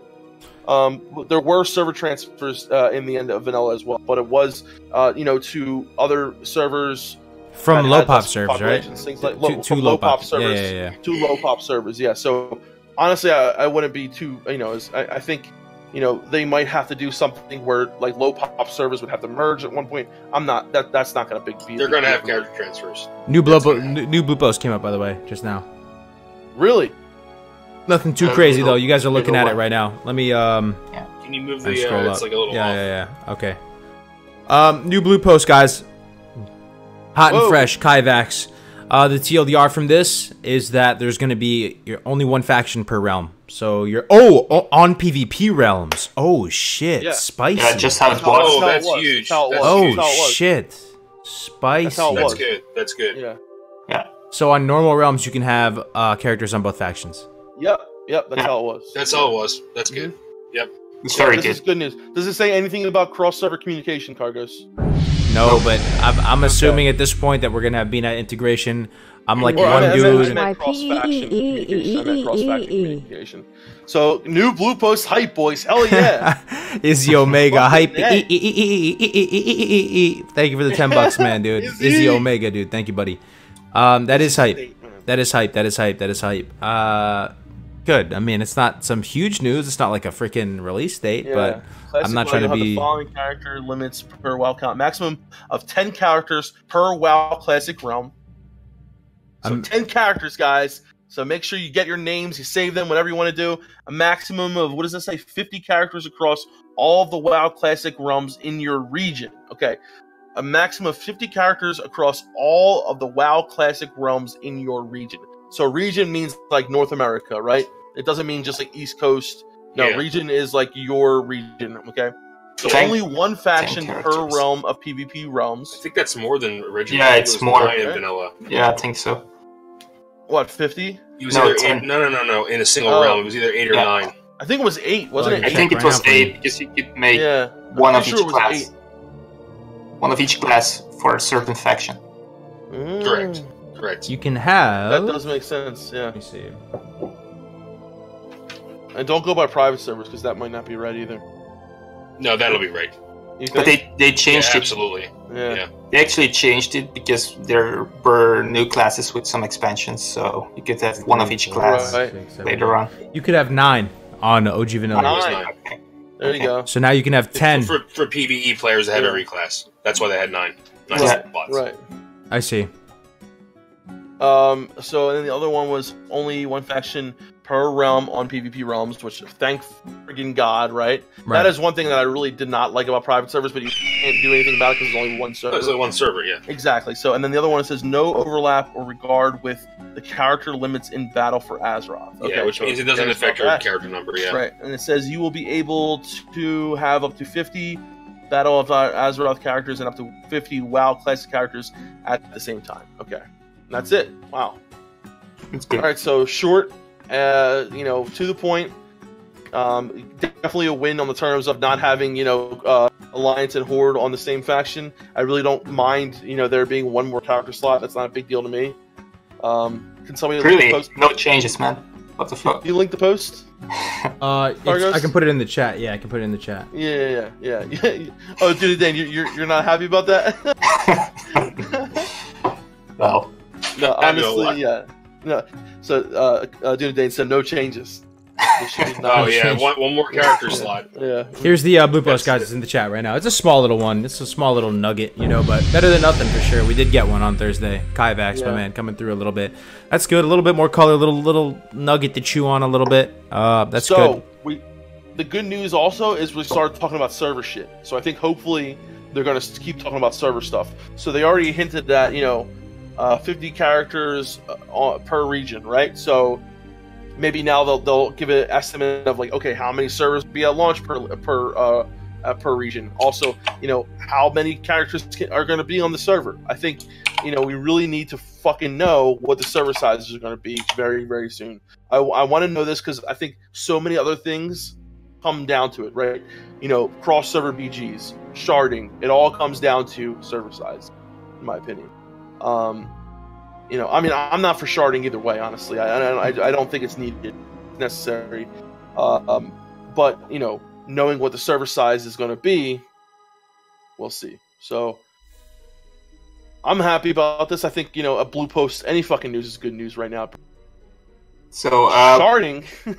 Melderon, what did you think about the cross-realm PvP? I don't have a very strong opinion on this because I don't PvP a lot. So, for me, it's what would I like to see? I would like to see no cross realm. But Kargoz brings up a good point with the Q dodging and a lot of these high-end PvPers with pre-mates and stuff like that. For me, honestly, the only PvP I'm going to do is to get my Lay of the Lifebringer, and then I'm not going to PvP at all on my Shaman. I'll probably do it on an alt, but I'll be focused on endgame PvE. I won't have the time to do both. So, you're more of a world PvPer. You like world PvP. I love world PvP. Yeah, world PvP. I wish Battlegrounds weren't even in the game. Yeah. Actually, I wish the same. Actually. Yeah, but for me, it's like if it's not going to make or break my experience, but I understand why it could really piss people off one way or another. So I don't know. I honestly, for me, it's like I'd rather not have it at all. I think there should be no cross realm anything at all of any kind. So. Defcamp, are you going to rank 14? No, but I'm going to try to get my goal is to get to, I think rank 10 is a doable goal for me. Yeah. I'd like to try to rank up with Kargoz or something like that. A couple of us rank up together. Dude, I'm so down. You're going Shadow Priest, right? Oh, dude. Absolutely, dude, brother. I'm going Warlock. We're going to have Essa, Warlock, Shadow Priest, Elemental Shamans, dude. How fun does that sound? Major city raids will happen? But if you're at rank 10, I bet you will try to go for a little bit higher, I think. Yeah, exactly. If I hit rank, another thing, back to Power Infusion if I ever want to, and give you Power Infusion. Is it just 20% increase the spell damage, brother. Oh, dude, we got a $3 donation. A $2.99 from Matthew Hillsdon. Does this mean that major city raids will happen? Why would this happen? What were we talking about? He's talking about Are you talking about phase 1? In phase 1 and phase 2, definitely. And phase 2, yeah. Yeah, I think major city raids will with be no dishonorable kills. Absolutely, yes. Right? Oh, no yeah. DHKs. There's gonna be major city raids. Yeah. That's phase 1. That is awesome. I'm actually really excited about that. Think about that. There's phase 2, you still might see some stuff too. Because that's the main thing that people. That's even the top PvPers. They avoid raiding cities and stuff like that because one dishonorable kill can be so impactful towards their especially if you're a towards high their ranking, ranker. right? They're a high ranker. Like you can sabotage people like that, but with no DHKs. Dude, phase 1 could be more savage than phase 2. It's possible. We'll see. Like, if you can just kill quest givers mercilessly with no downside, if you can raid major cities, it might be crazy, dude. Yeah, Zorm's outpost.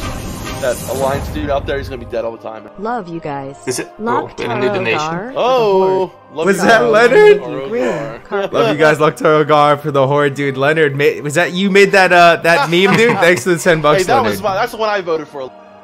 That's funny, dude. Brother. I loved it. Massive Muhammad subscribed to Twitch Prime as well, dude. Massive Muhammad, dude. Welcome, dude. Welcome, dude.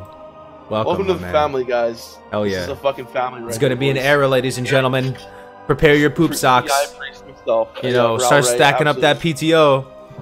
I know, right? Quit your jobs. Does any of you have like any crazy goals, like getting the Anchorage mount? You said no, so I'm not. I don't plan on being the what's the name? Black battle tank or no, I don't plan on being that. Scarab Lord? Scarab Lord. Yes, Scarab Lord. Dunecampter, guys. Dude, honestly, my goal though is to have an amazing community. I swear, like that's all you want in life.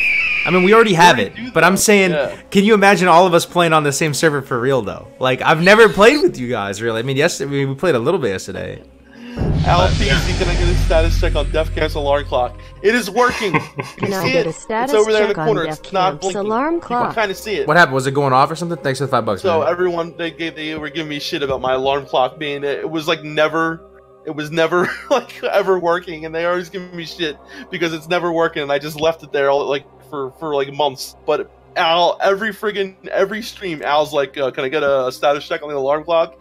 So I make sure that I try to move it over so that he can see it. Every raid before every stream before I start, I'm like, "Shit, Al's gonna give me shit." So let me just move it over a little bit. So it's there. You can see it a little bit. It's not blinking. It's set to the right time, Al. Thank you for checking in, bro. Ale's in here. Wait, what? No, Al's been in here. Oh, okay, Al's in here too. Yeah. Oh, is he? Ale's in here. Let me do add Ale. He was in here earlier. Yeah. No, he's gone. Oh, he's here. I see him. I see him. Yeah. It's okay. So yo, guys. Honestly though, how fun is it gonna be to actually play together? Like, I'm so excited for that, dude. I am so looking forward to it. But Trino subscribed to Twitch Prime. Thank you, man. Welcome to the channel, dude. Imagine all these people we've been talking with over the past months, and the hype music's playing in the background. Perfect. Navik, Egregious, Melderon, Defcamp, hopefully Platinum WoW and Taladrill, they go Alliance.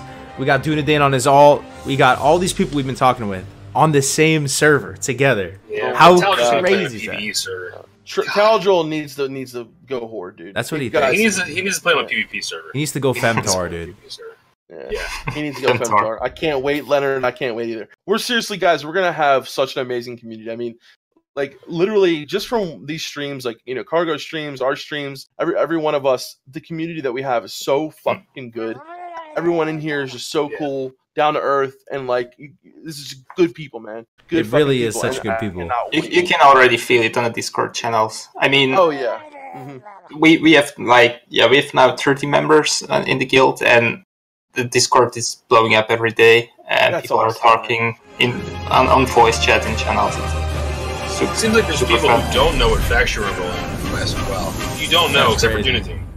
Yeah. Semper We're Fi, going brother. horde, baby. One team, 100%. one fight. Good luck on your duo speed run to 60. Kill every alliance person we Hopefully find. it will show walking others down the the way street, and walking down encourage the road, more just kill them all. multiplayer gameplay. That's what we're gonna do. Dead of This Night, is Semper Semper Fi, Fi, dude. brothers. Thanks for the $1, bro. Appreciate it, man. Yeah, I'm gonna speed run. I'm gonna do a speed run indeed. It's gonna be crazy. I've been working on it. You guys might have noticed a little bit of a lack of videos and stuff. I've been hitting the lab hard. Yeah, My 1 to 20 is I could do it legit blindfolded. You could blindfold me, and I could Ray Charles my way to 20. No joke, dude. No joke. Right now. Wow. Dude. Okay, let me ask you, Cargo. So your plan, right? I mean, realistically, yeah, how long do you think it's going to take you to hit 60? It's going to be within the first week for sure. I mean, okay. I don't know the exact amount, but we're going super try hard. Like every pixel counts, like to where we can tactically die to respawn over at Razor Hill or to respawn. You have your duo partner already, right? No, I don't have my duo partner. I wish it was Navik, but he's going with Egregious, dude. Egregious and Navik are duo leveling together. We're gonna be racing them. Whoever I'm with, dude, we're gonna be racing them because they're going Shaman Warrior. I'd go with you, but Priest Lock is good. Yeah, I know it is good, but we got Melderon, and the thing is, I'm not gonna be leveling him all the time because he's gonna have that new job. He's gonna be working a lot. It's true. It's true. I don't know, man. I'm going full poop sock though. 18 hours, 24 hours on the first day, and then 18 hours a day after. Because we're going. Oh my god. We're going hard the first week. We're going the first week. I will probably lag behind a lot in leveling. But I secretly want to try to get. There's no rush. I don't know.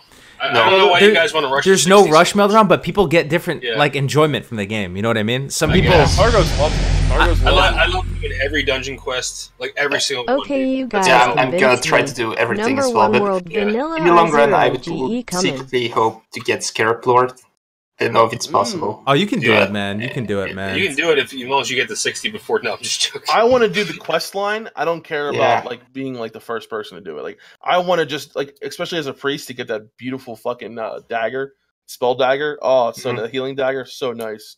But if the realm size is 2.5k, I think it should be possible. Oh yeah. So if the realm size is 2.5k, see, it's just like. I think in order for, I'm trying to like weigh all these options together, right? So I want it small enough so that sharding's doesn't need to be there, right? But I also want it to be healthy enough so that cross realm BGs aren't needed either. So it's almost like this like double-edged sword, you know what I mean? But honestly, I put my faith in the Blizzard developers, man. Especially the classic WoW developers. You know, not so much I don't know what's going on in BFA and all that, but. Classic WoW devs, you know, like these blue posts, everything they've been doing so far, and I think it is because our community is so, you know, tight knit for the most part. We all just love this game so much. We're level headed on a lot of things. You know, people might have a little bit of a difference of opinion, but when it comes down to it, the authenticity of this game is what people. It's care so about. true. I love this damn game, Defcamp. Have I ever told you that? World of Warcraft Classic, dude? Best game ever. Maybe once or twice. Yeah. Jello with the $2. Okay, you guys convinced me. #1 World Vanilla Rogue coming. Okay, man. I hope you're Horde, man. I hope you're Horde, Jello. So, if you have to choose between cross-realm PvP and the original server size, definitely. Original server size. Yeah. Yeah, original server size. All day. Yeah. Okay, it's easy. Yeah, all day. That's an easy one, yeah. It's a good question, Remember though. that Blizz interview, which I linked in Defcamp stream? John H says, we can dial it for server pop. Yeah, I remember that, VX. Yeah, that was so he was saying, we can dial it back. Yeah, so VX kind of shared that. It was they were doing an interview at the BlizzCon, and they were talking about, server size really isn't what it is back then anymore. And I mean, and you know, the fact is like, the way he was making it sound is like they can change it and like do it like. No, I mean, we need to have a set server size. You know, if it's going to be Classic WoW, there needs to be a limit to how many people can be on the server at one time, right?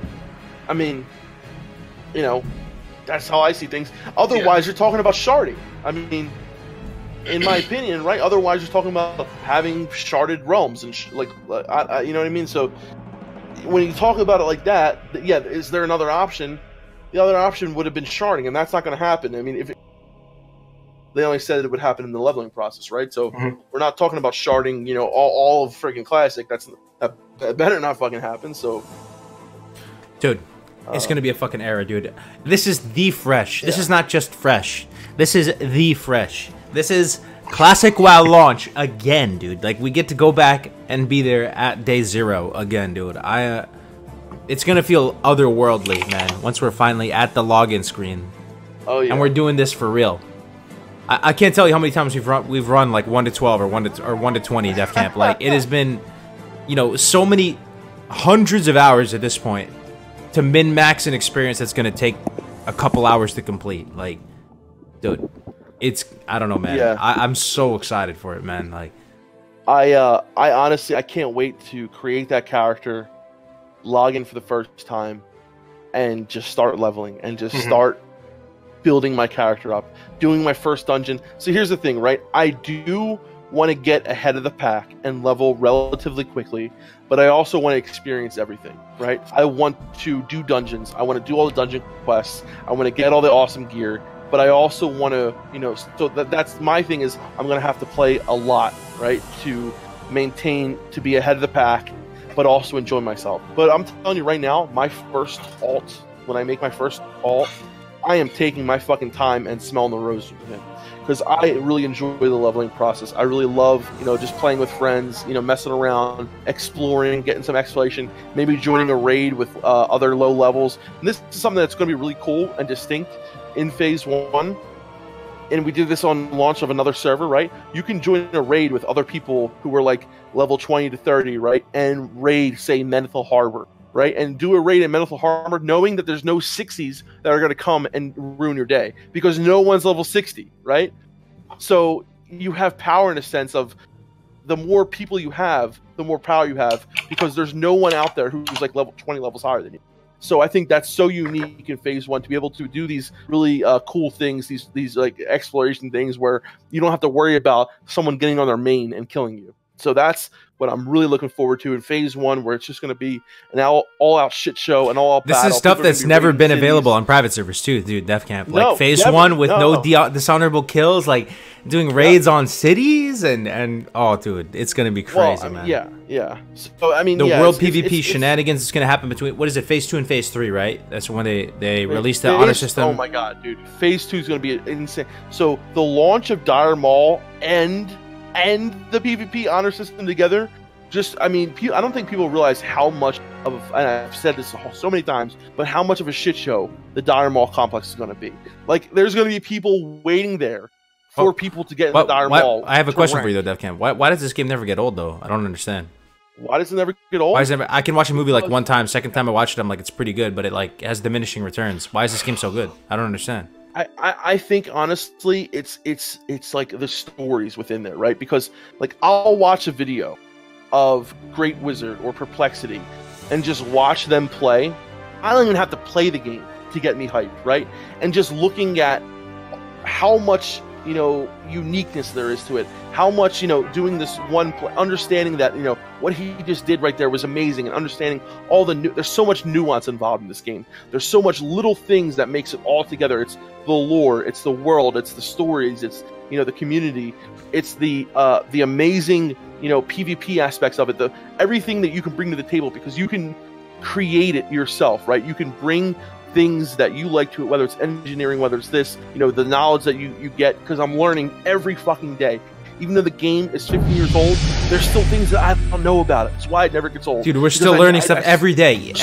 Every fucking day. Every day I learn something new. Look at us dueling last night. Like, I've never dueled, you know, a warlock who had, you know, Skull and Penny Doom, Title Charm, all these, like, top-end items.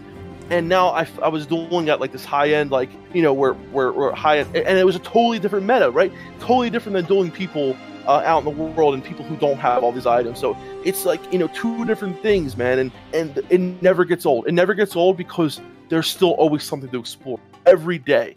And whether it's someone else's story, whether it's someone else's thing that they're sharing with you, or something that you're experiencing yourself, there's always something new, and it's always amazing. It's just, the game is just good, man. Like, logging into Valley of Trials as a level 1 orc, I don't think it's ever gonna get old to me till the day I die. Nope. It's actually like just such a great experience, man. I don't know. I know, man. Shall we move to a couple of forum posts? Yeah, absolutely. Yeah. Let's do one of jobs in World of Warcraft seemed pretty interesting. Yeah, I like that one. Let's read that one. Jobs in World of Warcraft? Yeah. I want to be an accountant. Jobs in World of Warcraft. Jobs in Classic. This one right here? I'm going to be an interventionist. Everybody needs a job in Classic WoW. Gold is scarce, and just playing the game will likely leave you broke and frustrated. Mounts are obviously the biggest expense, but regular raiding is costly as well. We will all need gold to hit our in-game goals. How are you gonna get yours? Back in vanilla, I was a gatherer, ore and herbs, and then worked the auction house. After a time, I made all my gold on the AH, primarily buying and reselling. I'll stop right there. How are you guys gonna make your money? I hope with enchanting. But Melderon, you go. No, I'm just selling skins. Skins. It's unlimited amount of money you can make just while leveling. You can even skin high-end areas as well. Get those devil swords. Yeah. Enchanting and farming for me. Skinning. Farming elementals and stuff like that. I will be skinning early on as well, but that's not an end game goal. So I would like to be like the enchanter of the server, probably. So that would be my job, I guess. And it's something I really look forward to. So I hope it works. I don't know how I'm gonna make mine yet, man. I'm gonna Herb Alchemy when I hit 60 though. I hear you do things. Yeah. As a warlock, it's a whole new beast, man. I think it might be crafting runecloth bags to start for a little while. Oh, but I'm gonna try and like corner a certain area of the market. You know, you guys ever done that before? Like finding a certain area, understanding the prices really well, and just controlling it. Yep. And then I tried it. Failed very hard. You failed hard. So, yeah. So I will probably not do it. So one time, it was in the old days in Vanilla, I tried to get all the Tiger's Eye and all the Malachite. So turned out it didn't sell for anything. So I made a lot of money on major mana pots. I was making some of my own. I was getting them from like DM tribute runs, and at one point like they were selling pretty low on the auction house. I bought them all out and resold them for like a gold more than they were going for. Made a shit ton of money just selling major mana pots. Because everyone's going for major mana pots, right? And dark runes as well. Anything, like for me, I love selling things that, consumables, things you need for raiding, like mana pots, runes, and trying to, if you have the gold, right? It's a lot easier to make gold when you have gold. If you can buy out something in the auction house and sell and pretty much run that little corner. But you're going to have competition. You're going to have people who are going to try to undercut you at every moment. You have to really stay on top of it. But if you have a good amount of money, you can make money so much easier. So maybe I'll go ahead and just try to farm a little bit first. Then. What do you think? It would be cool if there was like no auction house and you had to your in-game shop or whatever and get people to your shop and sell stuff? Isn't that how it is in like RuneScape, right? Yeah, I never played RuneScape. Yeah, so. I don't know. I've never really experienced what it would be like without an auction house, so I just feel like we're gonna have them, dude. One thing, okay, I would like to see what it looks like to have unlinked auction houses, though, someday. I feel like that could be a thing that seems conceptually awesome, but it really is a pain in the butt. But anyway, my question to you guys is, what do you think the most profitable profession is right now in private servers, and what do you think the most profitable profession will be in Classic? In Classic, I'll leave it open-ended like that, because up to your interpretation of Classic. Alchemy, absolutely, Alchemy. Okay, in what respect, though? On private servers right now, in terms of making flasks right now to everybody? Or Alchemy... Because I think Alchemy might... You guys thought about Alchemy and Herbalism being a little bit devalued, though, with longer purple, Lotus spawns and not everybody being able to afford and have flasks? If you're the person selling those lotuses and selling those flasks, you're making a ton of money. But you can still make money with health potions, mana potions. Without that, you can sell free action pots. You can sell limited invulnerability pots. You can sell, fire resistance, shadow resistance, whatever you need to do, poison, nature resistance. So it's not just about flasks. It's also other things you do, and herbalism as well. Herbalism, I mean, I can't tell you how many times I'll just run and go around picking up some mountain silver sage. By the end of it, I just made like 30 gold. Just doing an AV, one AV, like just picking up some mountain silver sage and dream for it. Yeah. Like it's very lucrative. Mining can be lucrative as well. And someone asked before, they said, so engineering for PvP should be done later on if you want to take skinning instead to make money at the start. What do you guys think about that? I like taking skinning at the start as a hunter because I usually get the 60 before most people, and I just go hit the devil swords hard. Like on Zethker, that was the last server I played on, kind of like hard. Was there wasn't any mafia or anything for the first week or two, at least. I don't know if it fell off, but I was able to go there and just kill devil swords and help my guildies out, get everybody their devil sword set, sell some devil sword. Like, it was nice, man. I don't know. Yeah, the beautiful thing about skinning is that you don't have to worry about nodes, right? You just got to worry about, are there beasts around? Right. You kill those beasts, you skin them, and you just continue to do that and do that and do that. You can go back, if you're worried about, like, if you have the time, like, go kill stuff that doesn't even give you XP and just, like, load up on skins. You can make as much money as you want. It's just about how much time you have. You know what I mean? Yeah, that's true. And also, once you stop leveling, it dips off big time. Like it's not as lucrative. You know what I mean? There's way more stuff you can do, like earlier about. What about on like a smaller server? Do you think stuff like blacksmithing or enchanting with these rare drop recipes might be more profitable for a few people who get them?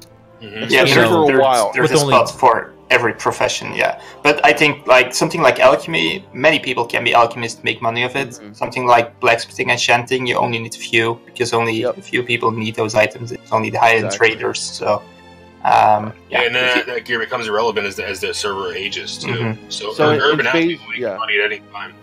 In phase 1 or phase 2, whenever when the enchants for like plus healing on 55 healing and the plus 30 spell power, when they come out, and when someone has both of them, right? If they have both of them and they're like the only person on the server, you bet that person is making more money than anyone else on that server at that point. Like he can charge 60 gold more than that just for the tip, like and they're providing their own mats. You can charge anywhere from 60 to 80 like gold for each enchant. Just to do it, and almost every hardcore person or every raider is going to be getting one of those enchants, whether you're spell power or healer. You know what I mean? That's a lot of fucking gold, dude. That's a lot. Talking about it makes me super hyped. I really want those. I really want those. Dude, same here, brother. That's how I feel about enchanting, though. I feel like if it's only worth it for me if I can, and I'm not saying like I don't want to like seem like elitist and all, but like. It means I'm going to have to make sure I'm up to date on all my reputations. You get your Argent one for when the Bracer enchant comes out for the healing and all that stuff.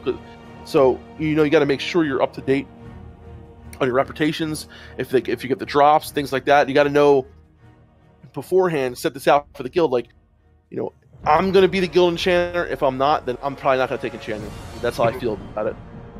Yeah, makes sense. Makes sense. I do think one thing that's excited me on the professions front a lot recently is this whole idea, especially with duo leveling. You can do it solo as well. It doesn't have to be a duo leveling thing if you just want to level by yourself. Of being able to organically level professions while you level, right? And really without a lot of time out of your way. So the two ones that stick out are enchanting and skinning. So if you're solo, you can have a bank alt that has tailoring and leatherworking. They can craft all types of greens for you with the skins and cloth that you're receiving from out in the open world. You can DE them yourself and get skill points up to pretty high. You can disenchant and get skill points pretty damn high in Classic. And then you're able to, any quest reward you get, you're able to DE that. When you're doing your pre-bis and you're going through dungeons, you get lots of gear that you may or may not need. You can disenchant that stuff.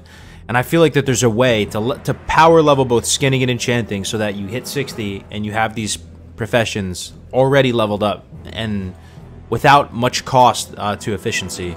I don't know. Something that excites me a lot. Something else, it's really a minor thing, but from an RP point of view, what I really like in Classic is that you basically in WoW, is that you can be a cook. If you want, you can be like selling chicken to people or stuff like that. You can be a cook. Yeah, right. Yeah. And fishing as well. Fishing and cooking. A lot of people like sleep on that shit, man. You can make a lot of money with fishing and cooking. A lot, especially things like knife and soup, and even selling the what is the one that transferred you into the pirate human? The savory deer delights. Just little stuff like that. People love, especially like for a lot of people who play Tarn. They don't want to be big in PvP, so they'll use savory delights, or they'll use noggin fires, things like that. And people use it all the time, man. Fishing and cooking. Do not sleep on that shit, guys. Also, I'm gonna say something right now for anyone who's like, "Oh, I'm a healer. I don't need first aid." Fucking get first aid. Dude. Always. I'm a shadow priest, right? People don't realize how beneficial first aid is for a shadow priest. Being able, how much mana it is to go in and out of shadow form? So much. It's a lot of fucking mana. If you're in a fight and you can just get there and bandage yourself and not have to waste that mana to go in and out of form, it's so nice. Get first aid. If you're a paladin, if you're a priest, if you're a druid, always get first aid. Do not sleep on that shit. It's healing outside of the 5-second rule, you know what I mean? You don't have to forsake that, and you still get your regen going. It is a little clunkier to get it, though, on a caster if you are trying to craft that wand. If you're, again, on a super fresh server, you're trying to get ahead of the pack. It's a very niche type thing, though. I feel like 99% of people who go through a server and level up are not going to be ahead of the pack. They're just going to be leveling on standard conditions, but Yeah, definitely. First aid is good for like all classes, man. I can't think of a class that it's not good for. Yeah, literally, I used to go all the time. I would say, "Oh, I'm a priest. Why do I need first aid?" Right? I tell you what, it's so much easier having. I mean, that's a mana that you don't have to use. That's shadow form you don't have to go in and out of. It's so nice to be able to heal while you're in shadow form with it. Yo, with, first aid. Also, cooking. This is one thing that I slept on a lot too. I didn't really realize what it takes to level up cooking until I was getting together with Navik and Egregious and going through the motions. But if you just know what not to vendor while you're killing shit just organically, like just don't vendor your boar meat. Don't vendor your scorpid. What is it called? Scorpid stinger, I think it's called. The little green thing. Or your tender wolf meat when you get a pyre. And whatever it is, just know what not to vendor. You're already killing these things anyway en route to your objectives. Just hang on to it. Just don't vendor. You don't have to do anything crazy. And you're able to very efficiently level up cooking, you know? Cooking doesn't take a lot of time to do. I don't know. It's a cool thing. It doesn't. And it's pretty easy to level. You know, there's certain recipes that you need to get through quests in order to level, but they're very, you know, like the one in Daenerys. But, you know, another thing is, like, as a priest, you know, being able to get a little bit of extra stamina and spirit, that helps, man. You know what I mean? A lot of times I'll just use my cooking food to give myself a little bit of extra stamina and spirit. That's nice for that, you know, a spirit tap, any extra spirit you have, or as a warrior, you know, a little bit extra stamina, a little bit extra spirit, it helps while leveling. It really does. Also, you know how Navik fucks me up in duels, right? The Def, to get out of his the rocket helm, he just spams Scorpion Surprise, like the little, the second level food you train in Orgrimmar, that little pie, so it gives him a little dot on him, and it just completely negates an entire mechanic of the PvP dueling meta. Like, you know what I'll do? I'll fear a bug, like one of those little bugs, so that they start attacking me, and then so that they do like 1 damage.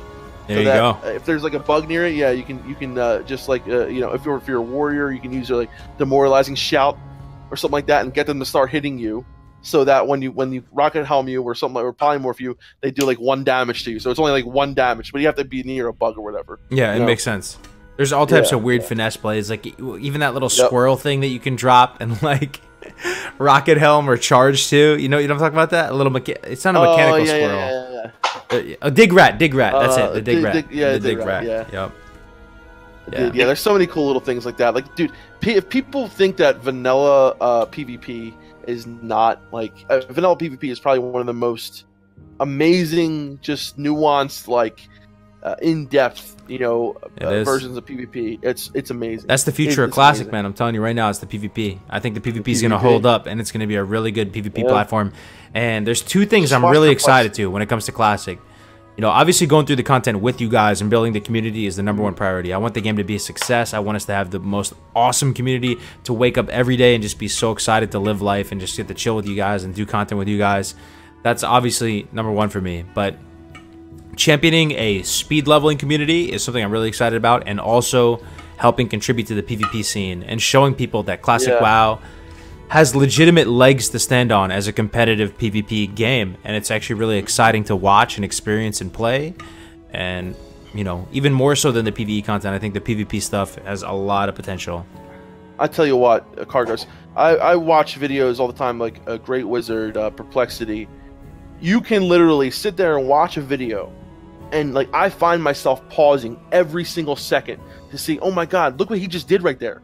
Oh my god, he just did that. Oh my god, he just you know, like Perplexity, he's insane, dude. You'll watch him vanish like a palm, like he knows when the mage is about to palm pyro. Like you see it coming and he vanishes, and since it's in the same batch, he doesn't get hit by the fucking palm pyro. It's crazy, dude. And then he opens up, and then he knows like the exact second when combat drops, so that he saps him, and then you know he'll open up, blind somebody, like he did it. He waited to the exact moment someone went out of combat, sapped him, blinded, cheap shotted, and then used it a rocket helm, like all in 1 second, all in 1 fucking second. Like these dudes are so good at like Perplexity. I mean, you watch him, dude. I know you're not big on rogues, Kargoz, but watch Perplexity. He will change your opinion. What is that Sun Tzu saying? You got to keep your friends closer, your enemies closer. You know, I gotta learn rogues. I gotta learn how rogues open up. Perplexity's insane. He is ridiculously good. He will make you look at rogues and just watch the play-by-play. I mean, you literally have to slow it down. Like, there's so much going on from like 1 second to another. It's ridiculous. Ridiculous. It's true. Yeah, it is true, man. It's true. What are you gonna level after priest, man? Shaman. Really? Oh. Yeah. That surprises me. I know, right? Melderon turned you on the shamans. Melderon turned me on, bro. I mean, You've listen, seen the light, man. finally. I didn't see the holy light. I saw the nature light, I guess. Yeah. You're dropping acid. So listen, guys. This is what I was so afraid of shamans. Not afraid, but totems really made me not want to play shamans, right? And now totems are literally one of the main reasons why I want to play shamans. Huh. Someone was asking me, oh, well, how do you work totems into PvP? You can't just sit there and drop your totems and think everyone's going to come to you and you have your preset totems. You need to use totems like they're spells. You need to anticipate someone about to use a polymorph and put down a grounding totem at the last second. You need to anticipate a rogue about to use blind and drop that poison cleansing totem, because you're going to be on the move all the time. Poison cleansing, that's... Okay, yeah, that's pro, dude. That's pro. That's pro. For blind, exactly, dude. That's pro. You gotta anticipate that magma. That's fucking. Oh yeah, I didn't know that. Yeah. You're always going to be, and you can do take a rogue out of stealth with Stoneclaw as well. Yep. Mm-hmm. So you gotta anticipate these things. You gotta be on the move at all time, on the fly. Be ready to drop these things at any given moment. You gotta look at them like spells, not like defensive things. Definitely. Shaman is one of the hardest classes to play, dude. They're very proactive. Everything you have to do, you have to be ahead of your opponent in terms of where they're at, right? If you think that they're about to do something, you have to anticipate that and drop the totem down preemptively, right, to get value from it. So yes, and listen, like there are so many cool nuanced things you can do as a shaman, whether it's elemental or enhancement, that I have fallen in love with. I really have. I love the RP of it as well. I love being like an enhancement, just whacking people. I love getting these big crits as an elemental shaman. I love the war stomp play with elemental as a Tauren. Me, I was gonna go rogue because my rogue is my first character. It blows my mind that you can cast chain lightning in a war stomp. Yeah, you can cast chain lightning in a war stomp. That is nutty, dude. You can literally drop the points in it. Yep. Yep. You can also drop Earthbind and Ghost Wolf if you have points in it to get away. Yeah. Honestly, everyone says Orc Shaman is the best way to go for PvP, but like I'm not 100% sold on that, bro. Not for elemental. For elemental, dude, listen, I just love. There's so many combos you can pull out with. So many wombo combos. You have lots of stuff you can do within that war stomp duration, right? As a Tauren shaman. And then imagine this war stomp with grenade too, and then you have grenades and because is grenade considered a stunner or an incapacitate? Okay, so they don't share DR, right? So that's you have your stun and your incapacitate. So they don't share DR. So there you go, boom, right there. It's amazing. I listen, I have an Orc Shaman right now. I love him. He's amazing. I love being able to get those resist on the stuns. But for my play style, I just love War Stomp. It's also I hate relying on RNG, man. You know what I mean? I mean, it's a powerful racial, but at the same time, I feel like I want to do something, right? I don't want to just sit there and like, okay, hopefully I get resisted on this stun. I don't know. Yeah, it's more engaging. Yeah, you can rely on, and War Stomp is so good for like tanking. If you want to be a tank, like it's so nice to be able to have an AOE stun as a tank. So fucking nice. Oh, man. It's nice, dude. Yeah. Oh my god, dude. I think even as a healer, when I leveled up my shaman, one of my shamans I leveled on private servers. When you're in a 5-man, every time War Stomp was off cooldown, I ran into melee, stomped to make sure that the tank had a few seconds of no damage. It's great, dude. It's a great thing to use. Yeah. So what's your out gonna be, Melderon? It's probably gonna be warrior. I love warriors, so it's probably gonna be warrior. If it's not a warrior, I'm probably gonna roll. I don't know, hunter, dude. It got really boring past level 40, dude. I told you. What did I tell you? So boring, man. What did I tell you? I told you. I tried, dude. I hit level 40, and I'm like, I can't hear that bow string go back another. The bow string. Yeah, dude. It gets on my nerves after a while, man. It's just like. But you're absolutely right, Defcamp. You realize how worthless you are without your pet. I think it's Beast Mastery. I understand, it probably gets a lot different when you start raiding and stuff like that. But I feel like Warlocks, if their pet's not there, they can still do a lot of damage, and they can still hold their own. Whereas Hunters, I don't feel that way, man. I really don't. You feel like you lost your legs if you. Yeah, but you can revive them though pretty easily. You just need them 2 points in him, you know. No, it's not that. It's a class fantasy. It's like you who's have to rely on the star here? You know what I mean? It's exactly. Warrior's my pet.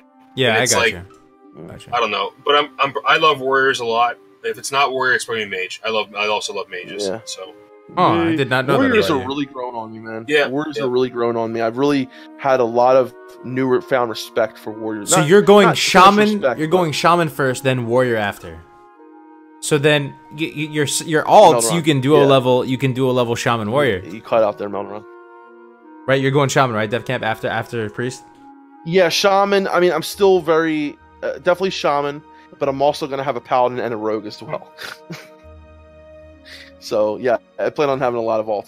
Pretty much all classes, man. Hopefully, and probably a druid as well. I love druids. Why not, also, man? So. Have one of every class. I think I will make it a druid, and I will go druid, and I will go paladin on alliance and hunter as an alt if I make an alt, but I will. Probably. Okay.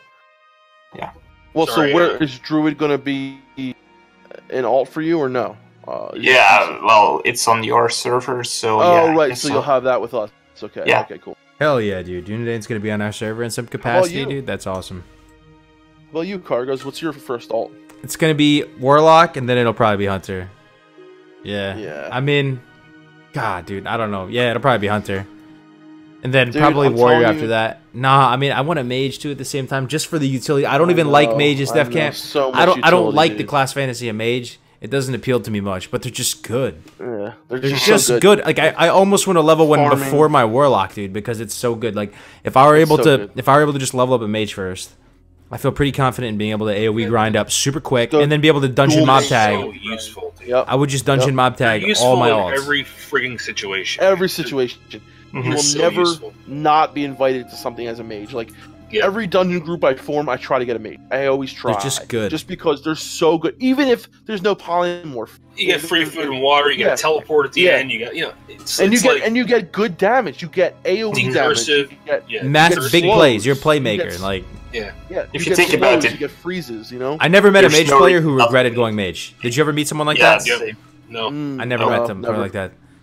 They always look like they're living the good life, man. And like, even though I have honest, I think they're more self-sufficient than hunters. You know, like everyone says, like hunters are the kings of solo combat. Dude, put a mage in a situation, I can literally make my own food and water at any moment, almost like a warlock. Warlocks have to be actually proactive with that. A mage can literally sit there in his hometown and make like 8 stacks of water. And be like, okay, I'm good for like 30 hours of gameplay. Do you know what I mean? You just go out and start playing. Yeah, I mean, it comes to like soloing dungeons though. I think hunters can solo some dungeons that a mage couldn't. Dungeons, Dungeons hunters can handle some pretty beast like difficult, combat. But at the same time, that's only to a certain extent because like the hunters aren't gonna be able to solo ZG Crocs and get Bijous. Fuck no. Like true. Mage is the only class that can do that. I soloed Misriel at level like 46 on my as a mage. I soloed every single elite that I had to kill. I soloed as a mage. It is just so easy to kite. Anything that can be kited, you can kite as a mage. As long as I have my what's the name, my mana gem ready and an evocate ready, I can kill anything. Dude, I can literally kill anything. You know what your your infinite value loop as a mage did? Right, rank 1 frostbolt, bro. It's like you just rank one frostbolt shit and run around and toss in a little couple damage here or there. Like that is an infinite value loop. As long as something can be slowed, that shit's gonna die eventually. Like, and if you have another thing I love is mage. So I didn't go this time around. I didn't go AOE build. So I got frostbite. Right. If you get a frostbite proc on that like rank 1, it's just so nice getting that frostbite proc and then getting that huge crit. Like I love frostbite. That's why when I level my mage, I didn't go AoE. I didn't go AoE build because frostbite is just frostbite's so good in PvP. If someone jumps on you and they get fucking frozen from your fucking ice barrier, it's so nice. It's true. It is just so nice. But you can always just keep sheeping them, man, and just keep going for the sheep until you eventually get them in the sheep, reset, open up on them, clap them, dude. It's a whole bunch of extra CC and just control. It's so nice. I just think the frostbite thing is unfortunate because if you take frostbite, you're just limiting your options. You don't have to be super black and white about I'm gonna AoE grind as a mage. I'm gonna single target as a mage. Like you can kind of just make your way through the world going a standard single target, type of damage playstyle until an AoE grinding spot opens up, and then without that talent, at least you have that option on the table to you, or you can just AoE grind for a little bit. I don't know. Yeah, just change. I mean, you're making enough money to go. So just go respec. Here's the thing, Kargoz. My question to you is the best dual level partner for mage another mage? It is. Well, one thing that's really been growing on me a lot with dual leveling as we continue to flesh this stuff out, and again, I learn stuff every day, is that doubling up on classes is usually fucking amazing because you're kind of just like doubling your power level. They have aligned movement speeds. Like, yes, you can kind of make the case of not having, different buffs, but usually the buffs don't even impact it that much, and you're gonna have the same damage win condition. So if it's double mage, you can double dip on the AoE grinding win condition. If you're double warlock, you can double dip on the fully double dip into the the rotting the mobs down win condition. Hunters in the same sense, precision damage. Rogues, even double rogue was the nuts when we tried it out. Dude, so you go one backstack rogue and you ping pong backstab. You ping pong backstab. You get backstab at level 4. You backstab, the guy faces the other guy. Then they backstab. Then you go back and forth. You can plan weapon progression around daggers.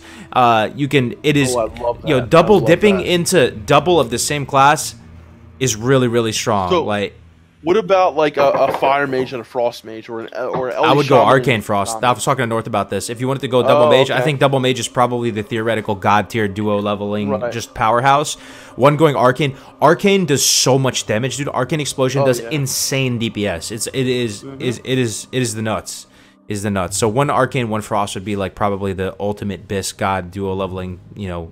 God tier. You actually had a lot of influence already. I see.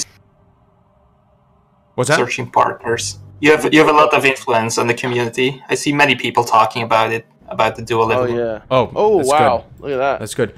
$25, man. THC Force Ghost, my man. WoW remastered in the latest Unreal Engine, but have the same game mechanics. Long live WoW. I hope for WoW 2 someday, but not called WoW 2. I just want them to release it as World of Warcraft again. And just... Thank you for the 25, my man. That's a very generous donation. WoW remastered in the latest Unreal Engine, as long as you still have the original same play, game mechanics. Long live WoW. I would be so up for that one day. You know what I mean? But it's like this, man. There's still so much.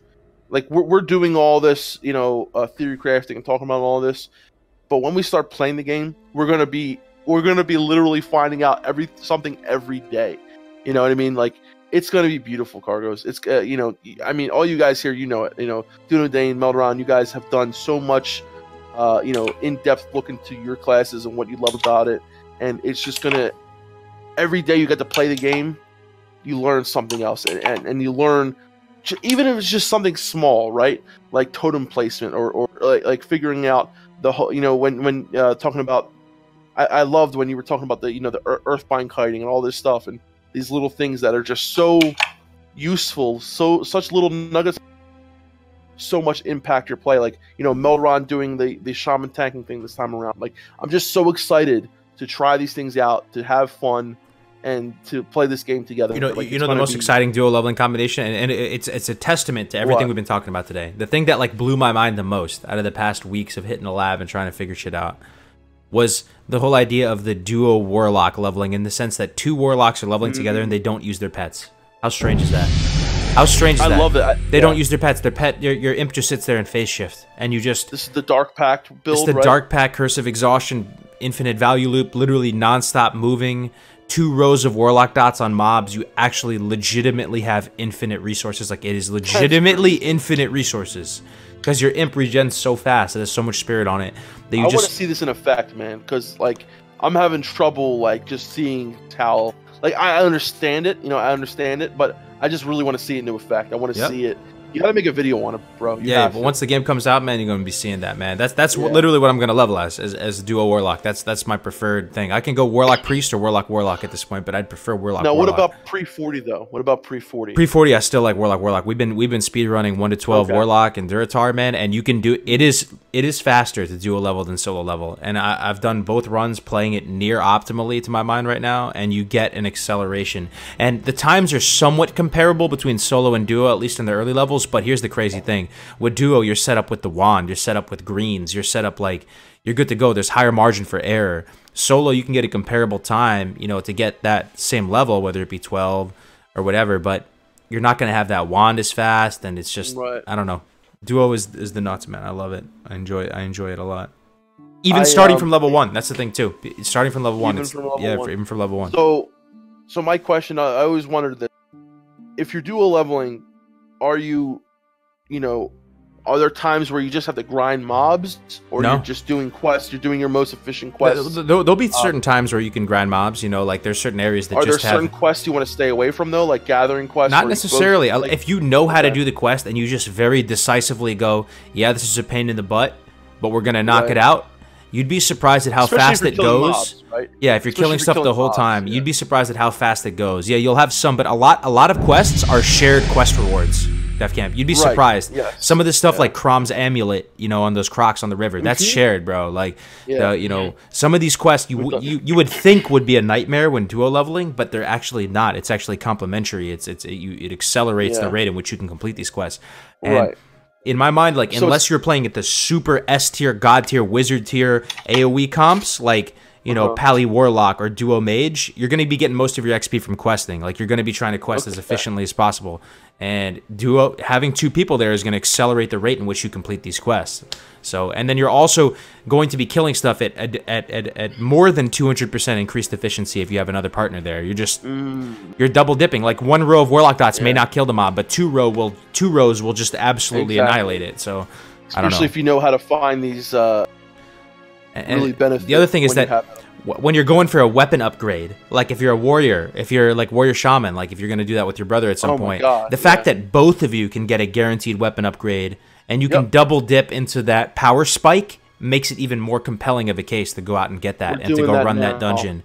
And it makes stuff like professions and weapon upgrades more viable, more attractive, and then it even has more of a impact the lower levels of the knowledge you have about the game. So imagine if you're coming back to the game after a long while, you're gonna make so many mistakes, dude. Like, it's gonna be rough, you know. Like, having a partner there is gonna help you a lot. I mean, I can talk about this stuff indefinitely. But... No, it's so true, because like and like people think, oh yeah, you know, 2 people is just, like you said, 200%. It's not, because like we're leveling right now. It's Shaman Warrior, and just dropping that Wind Fury down for him is fucking. I mean, we just one-shot shit, and like, you know, where it would have been like, okay, yeah, it's just double the damage. It's not. It's how much I'm adding to his damage, how much he's adding to mine with his battle shout. You know, all this kind of stuff. It's just ridiculous how some comps just are so good with each other. And you can drop that and drink right away, dude. You don't even have to be in combat. You just drop the totem, go drink.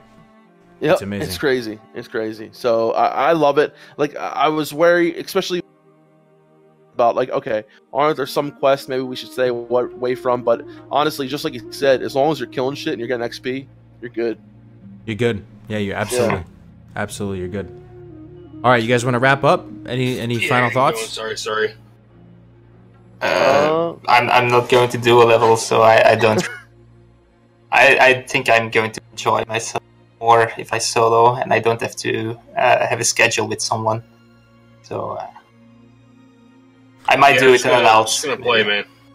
I just want to play. I really don't want to plan out my leveling experience. Honestly, it's for me. I understand you guys really like it. For me, it's counterintuitive. I just want to have fun. I just want to play. I'm basically on the same boat. Yeah. Yeah, I just like to just jump in and just see what happens. You know, I want everything to be a surprise. I don't want to like plan things out. You know. Yeah. Just go with the flow. Yep, that's it. Yeah, but I'm looking forward to it, man. Looking forward to shaman tanking, and I'm looking forward to skinning and becoming and actually getting involved in my professions. I'm actually going to do leatherworking this time because I want to do it, not because I know it's the best thing, best choice, but I just want to do it. So, and see how it goes. That's a cool thing. You can do whatever you want. So. Yeah, exactly. You know, this is probably our last chance, so you know, Yeah. I want to make it count, and yeah, just have fun, man. I can't wait. Okay, let's wrap it up, I guess. Yep, let's wrap it up, guys. Thank you very much for tuning into the show today, guys. We'll be back same time next week. It's always a blast hanging out with you. Appreciate it. Just in case you don't know yet, if you want to check any of the episodes, check out classicwide.live or my channel. You can choose. It's on both. I will link it in the chat again. Yeah. All right. Yeah. Put it in the chat. Also, they're on podcast format as well if you want to listen to them, and they're on classicwide.live. So if you guys want to catch them on there too. So. Yep. Oh yeah. All right, ladies and gentlemen, thanks for tuning in. We'll see you next week. It's always fun. Have a good one. Take care. Yep. See you guys. Take it easy. Tomorrow. Yep. See you guys.